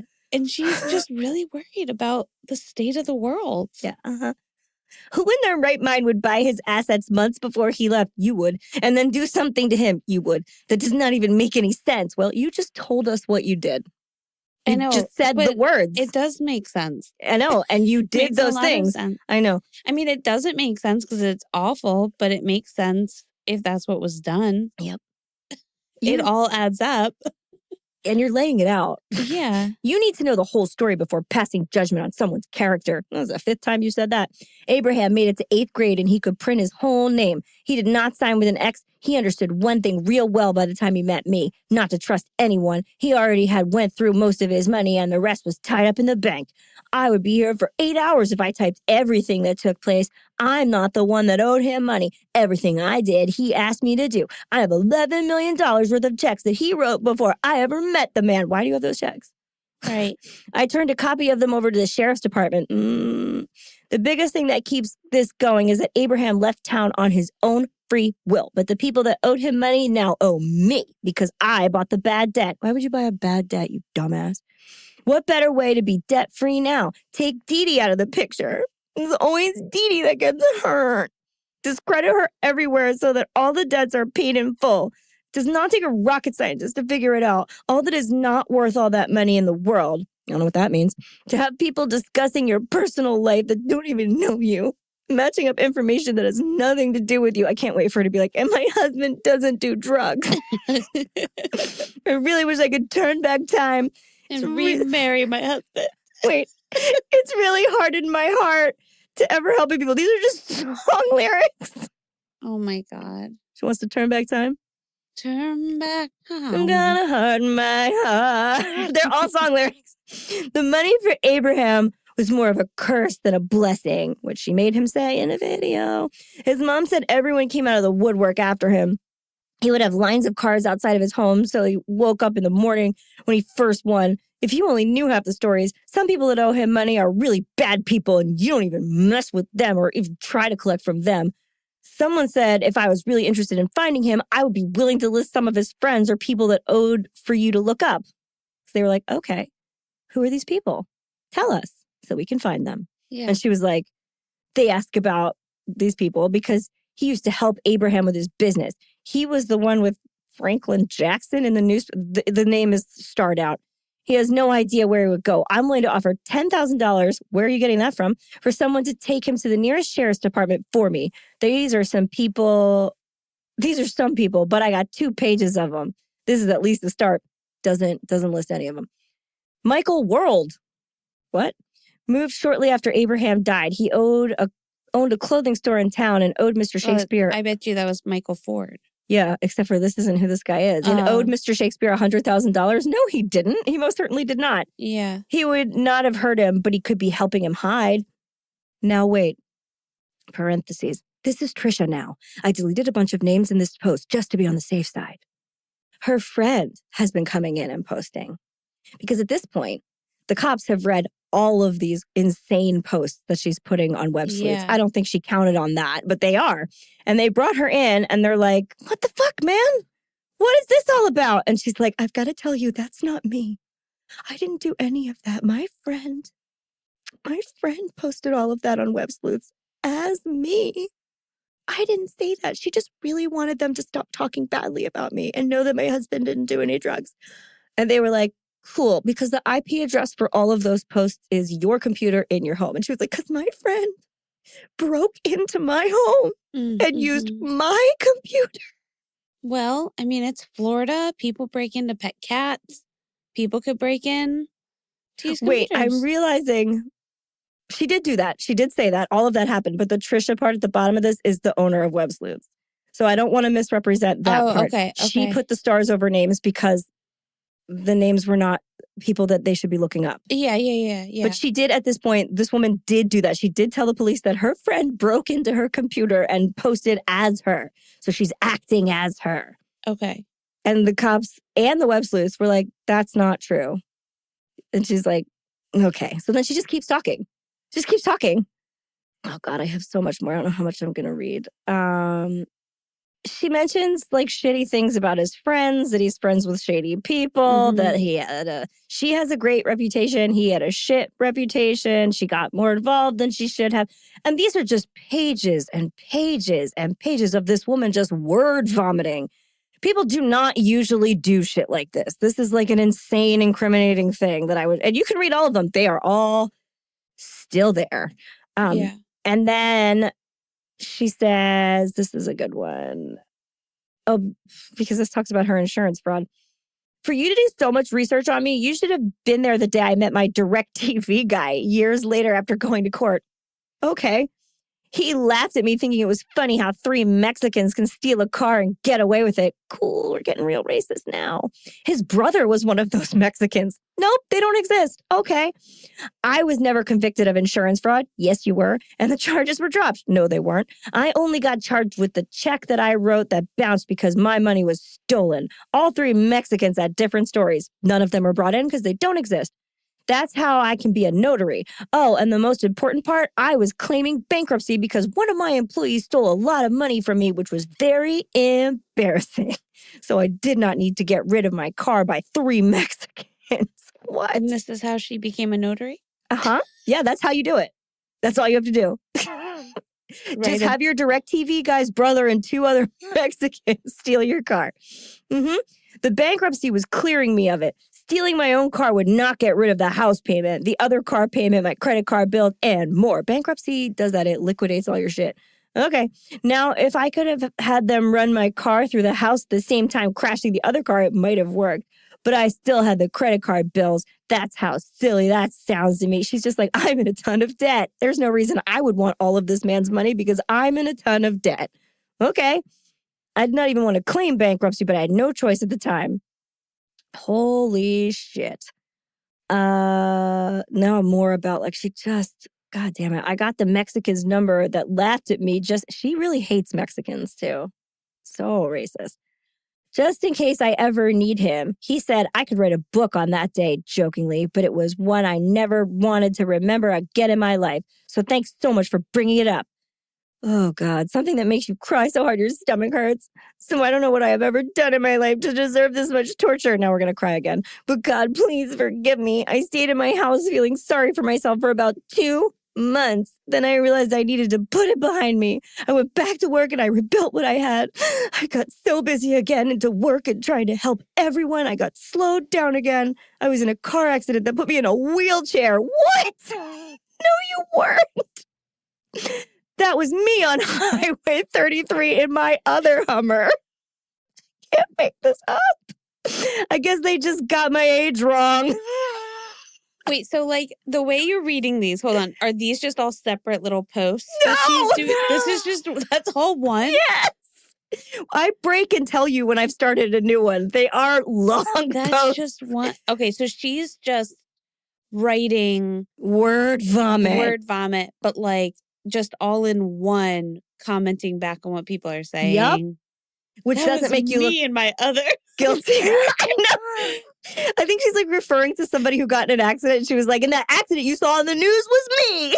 I thought it was like, and that was me in my wheelchair on the side of the road. It's all so crazy. Oh, God. The other driver was at fault and he hit me head on. The boy had no insurance. And after finding that out, his mom and dad were separated and didn't have a lot of money. I just never sued them and asked for any money. This is wild. Okay, wait. So all of this, did you say this was all in 3 days? Yes, I know. There's a lot. It's December 2nd. This is December 5th. Oh, my What's God. happening? So, okay. So she's saying all of this stuff. Mm-hmm.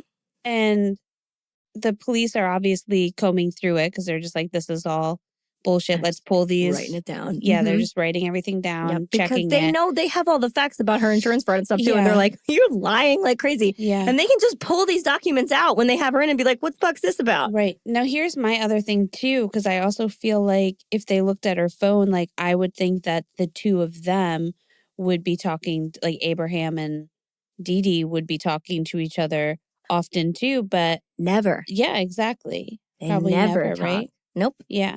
So, and like you said, like he can't. Then she talks a long time about how she didn't sue this boy and her femur was crushed. Oh my God. Oh my God. I have traveled and started pilot training. I helped people through rehab and even took the homeless in 3 times. I had a full life with plenty of money before Abraham Shakespeare. To my friends, you will never change who I am as a person. They keep reading this website and calling, praying for me. It's sad we live in a world where we all mark down all the strikes against a person and not their achievements and the lives they have saved. I need to remind you that she has saved 0 lives. Right. Wow. This is wild because is there any form of his like biography anywhere? Did she start writing this book? No. Because that would have been, I want to know what unhinged life she gave him. Here's a whole page of the life she gave him if you want to know any of it. Yeah. In Abraham's defense, the girl fighting for child support had told people the child was not his. He tried to get a blood test, but the court refused, saying he signed the birth certificate. I kept telling him he was going to pay something and I would not lie for him on the court documents about what he had sold me. I also told him in court I was going to tell the truth about what he did with his money because I was not going to jail for him. I made one mistake, lying for Mr. Shakespeare so he could have his old life back. That is all. He had a lot of other things going on at the same time. His attorney had dropped him for non-payment on the Michael Ford case that was still up for appeal and did not close until May. That is not true. He had another girl he had choked, threatening a lawsuit. That's nowhere in his legal stuff. His best friend would not sign papers that he owed him. The one that hurt him the most was that his own brother threatened to kill him. He wanted money from Abraham, but he refused to give him any more. The only person getting hurt by all of this is Mrs. Walker, Abraham's mom, who has come over and prayed for me twice since all this started. And the fucked up thing is that she was friends with his mom. She did convince his mom that she was helping him. I used to take her to Busch Gardens and even the Holy Land to pray. The Holy Land? Is that a religious theme park, or are you flying to the Holy Land? Right. That's nearby in Polk Yeah, County? yeah. I don't know. Is it Disney World? Are we Disney adults and that's the Holy Land? Maybe. Oh, God. There's so much more. It's insane. So then, in one last-ditch effort, I don't want to go in and find it because there's just so much of this shit there. But you get the picture of how crazy she is. They're like, she goes, but wait. You have to erase all this because it wasn't me. It was my son. He's 14 and he got into my computer and he's been writing all of this and I'm him. Ha. I'm the son and you guys are all fat pig jerks. I'm not kidding. Those are like the words. Well, I mean, that sounds like a young boy would say. The way fat pig jerks. Yeah, the way she wrote it. The first. And then that makes sense because I bet he loves his dad. Sure. And he didn't do any drugs. No. And the first comment under that one is like, boy, you speak well and weird for a 14-year-old boy, young man. I mean, weird, not well, but well, weird. That's just me paraphrasing. I don't want to go through it again because there's so much stuff. But like the fact that she tries to backpedal again and is like, it wasn't my friend, it wasn't me, it was my son. And she does have a son and it wasn't him. So she just threw her son under the bus. I can just hear them being like, son, did you do this? No. Cool. Either that or he was like, what the fuck? I live with dad already. I hate it. Go away. He does not do drugs. He just swoops his hair back. I know, it's like the ice cream hair. Oh my God. So after like they really give her enough rope to hang herself, basically, is what all of that was. The cops kind of swoop back in and they grill her about all of these posts and all of the things that they have found out, which I will read you a timeline of in 2 minutes. And she just says, like, cries about how the police have put her through an unimaginable, indignified nightmare. And they're like, get the fuck out of here. Where is Abraham Shakespeare? Yeah. And she's like, on a beach. Yeah. She even calls the reporter who has reported all of these things and is like, you have to stop. This is defamation because everything is defamation. And the reporter's like, okay, the only way I'm going to stop is if you come into my office and talk to me. And she's like, okay, I will. I'll come talk to you. And then, of course, she doesn't show up. She tells the police and the reporter that she can arrange a meeting with Abraham with them. Of course, that never goes through. So then she realizes that, like, she has to pull a Hail Mary at this point. You know, like, she's like, I got to do something big. So at this point, it's Christmas-ish. Remember, those posts are all like December 5th or whatever. And we filtered through a bunch of more nonsense. It's Christmas time. And she decides to take Abraham Shakespeare's mother to the Cracker Barrel for dinner. Where, wonder of wonders, miracle of miracles, they get a call from Abraham. Calls his mom for Christmas. Picks up the phone. It's him. Hi, Mom. It's me. I'm so sorry you've been worried. I'm on the beach, relaxing, really clearing my head.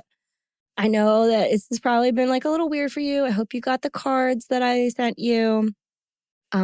Which you would think, don't they have a return address on them? No, they were just put in a mailbox. But she's like, I'm just so happy you called me. Thank you so much. Thank you. Oh my God. I'm glad you're okay. Calls the police right away. He called me. He's alive. It's okay. It's going to be okay. This wonderful woman took me to Cracker Barrel and then we talked to my son and everything is going to be fine. And the cops were like, oh, are they? How'd he sound? And she was like, it's weird that you asked me that because he didn't sound exactly like himself. He sounded a little different. And they were like, what do you mean? And she said he was sick. So his voice was just like different because he's sick. And the cops were like, cool, we're going to check that phone record. Because the call did come in from Abraham's phone because it rang. It said it was her son, I believe. No, sorry, take that back. They said, we're going to check the phone record. So I guess the phone call she got did not show up on her phone as Abraham. Okay. It showed up as just a number. I guess he probably said, like, I got a new phone in the islands or whatever. Like, there's an innumerable excuses you can make. The phone is registered to a man named Greg Smith, the man who owned the barber shop. Oh. They gave him a job. Right. In the beginning. So they go to him and they're like, what the fuck, man? Did you make this phone call to his mom pretending to be him? And he's like, I did, because Dee Dee Moore paid me to do that.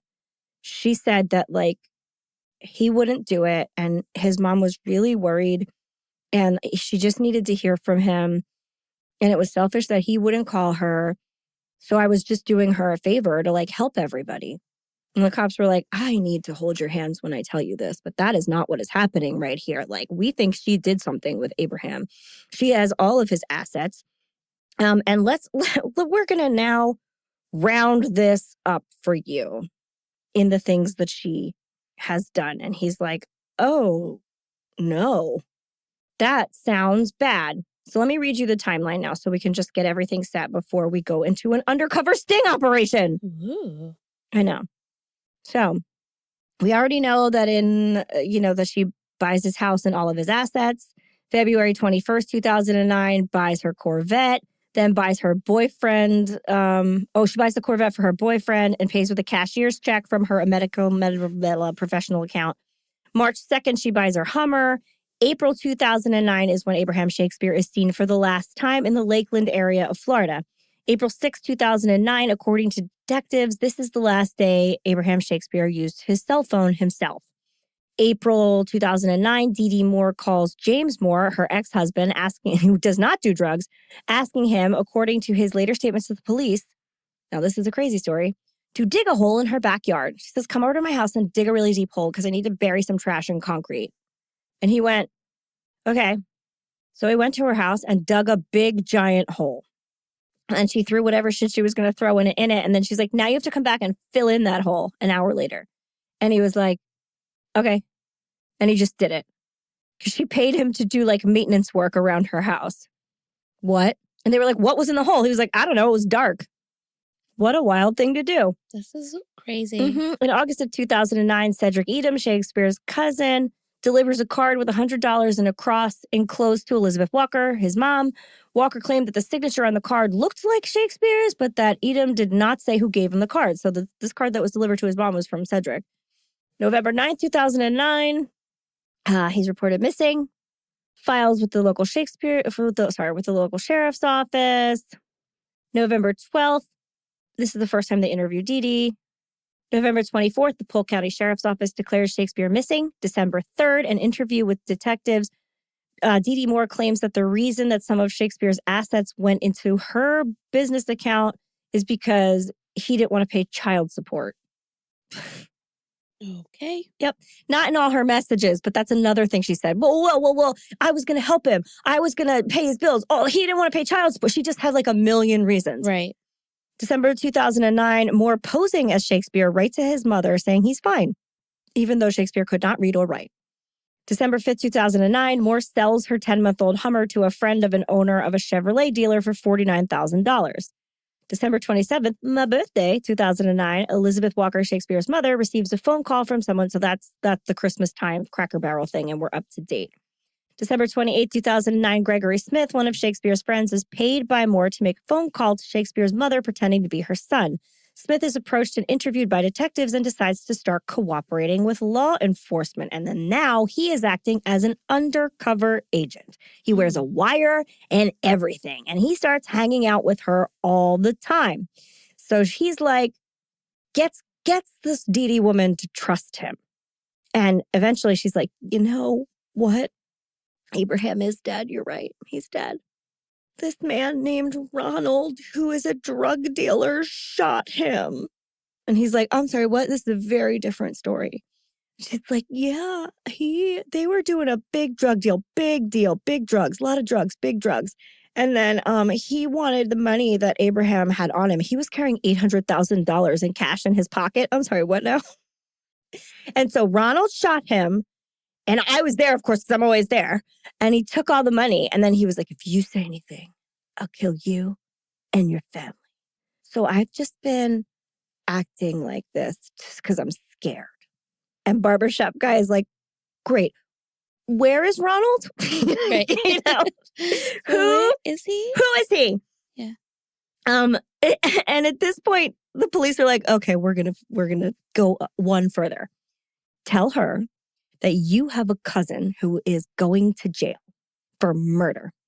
And for a fee, he will say he also committed this murder because if he admits to it, he can plead down his sentence with the cops, which is something that happens. Yeah. And they're like, we're going to hire an undercover cop to pose as your cousin and make this deal with her. So he's like, okay, I got it. Okay, guys. Barbershop guy was probably sweating. Yeah. So he goes and tells her, he's like, my cousin's going to take the rap. And she's like, I would like to talk to him today. So undercover cop Mike comes in. He's so good. The recording is online. This guy's like an incredible actor. He has this like Cajun accent. It's wild. And he's like, I'll take the rap, but she's like, why would you do this for me? And he's like, I'll do this for $50,000, not for you, because I can plead down the two, and they'll give me like concurrent sentences. So like I won't have to serve any extra time and I'll probably plead down. And then when I get out of jail, I'll have $50,000. So everybody wins. And she's like, okay, great. And he goes, and I need you to show me a body. Because if I can't turn up a body, the cops are not necessarily going to believe me and nobody gets what they want. And she says, I just have to ask Ronald real fast. And he's like, okay. Then she like calls him back later that night. She goes, I'm going to pick you up and show you. And he's like, okay. So they drive out to her house in Plant City, her other house, not the big mansion that was Abraham Shakespeare's. She walks onto this lot to a place where there's like a concrete slab underground, picks up a metal like spike that's just like strewn about on the lawn, sticks it into the lawn and goes, he's there. That's what Ronald told me. Ronald specifically. Okay. And to their credit, they're very chill about it. They're like, okay, man, let's go. And the cops are like, wee woo, let's go, yeah, right? Yeah. So then they like immediately, they like round her up and they start excavating this land. They excavate this land for 36 hours until they finally, under a concrete slab, find the body of Abraham Shakespeare. He's been shot in the chest 2 times and he's wearing the clothes he had on in the video she gave to the police. So that video is his last moments on Earth. Ugh. Massively fucked up. Yeah. She gets into the interview room with the cops and she's like, but Ronald! And she swears it's Ronald the whole time, up and down. And that she has been like lambasted and just all of these horrible things have happened to her. It's like the car in the ditch again. Mm-hmm. It's exactly the same thing. And they're like, he is not real, dude. I'm so sorry, but this is all totally fake. First of all, the bullets that are in his chest are traced to a gun that you own that was in the safe in your house. How are we going to do that? Ronald took it. You know, like my son was typing for me. She just like... Was Ronald Mexican too? Probably. Wouldn't it be wild though if like all of these things actually if they were true? Yeah, it would be bananas. And that's what has made her so like erratic. It would, but they didn't. So then they bring the husband who's definitely not on drugs in, and he's like, I did dig a hole. Yeah. That's true. That did happen. They're like, the hole that we found this body in? He's like, yeah, that's the one. Yeah, I did that. Mm-hmm. Yeah. And they ID the body positively, of course. And she's charged with first-degree murder. She pleads not guilty, of course, but she is found guilty and is sentenced to life in prison without parole. Oh, wow. Yeah, she's done. And the funny thing is, like, right before they pick her up, she's dry. She, like, comes out right before the cops get her. She's, like, coming out of her house, and then there's news crews everywhere. And you can find this video online, too. Like, a reporter is like, Dee Dee, what happened? What did you say? Who, like, they found they're digging up this land. It's your property. And she's like, I am only talking to you because I had to come out of my house and you wouldn't leave me alone. You don't understand what everyone has put me through. And she just like sobs and then drives away. And then as soon as she drives away, the cops are like, shut it down. And they take her. They pull her over and take her away. Yeah. So good.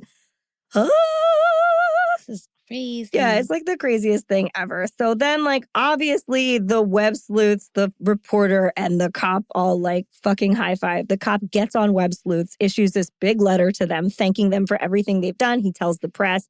He thanks the reporter for all the digging and like the kind of like spy work that she's done by keeping the public eye on her. And like, it is a crazy success on their end, but it's a tragedy what happened to poor Abraham Shakespeare. Yeah. They find out that after she makes that video, they know that she opened the safe where the gun was kept and took out a lot of money. She said he had like $800,000 on him, right? And that was supposed to be so it looked like he took money and then like ran away. And then they suspected initially, and they were correct, that she had shot him right then and there. So they ripped up all the carpets in that part of the house, her house in Plant City, and his blood was all over the floorboards. Oh. So yeah, it was very obvious that that's what had happened. She, as of like last year, she was still trying to appeal. Right. Crying. Everything's awful. So terrible. All her blonde dye grew out though, so be gray now. Enjoy it. That is the crazy story of Abraham Shakespeare and the woman who lied 1,000 times. Wow. Yeah. Toast. Man, oh man. Yeah. Toast.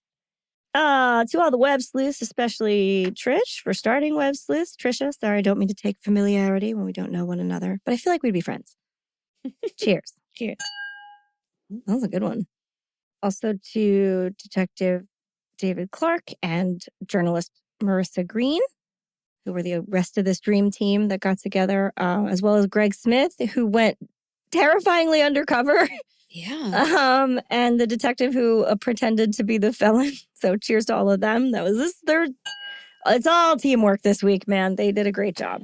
So cheers to all of them, plus anybody who is missing Abraham Shakespeare to this day. So his family and friends and his children. Big cheers to all around. Cheers. And to Dee Dee Moore's husband, who did not do drugs. Sure, yeah. But he did dig a hole. He did dig a hole. Because he was a just nice digging a hole. He's just a nice guy. All right. She had trash to put under there. And concrete. Yeah. Don't you bury your trash and concrete in your front yard? It's so weird. Yeah. Mm-hmm. All right. Well, if we won the lottery, because that's what happens, we would be dead.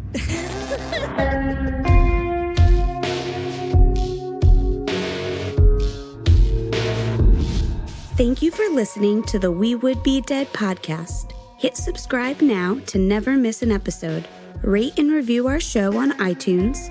Follow us on Facebook, Instagram, and Twitter at Would Be Dead Pod. And join our Facebook group to discuss the podcast and more.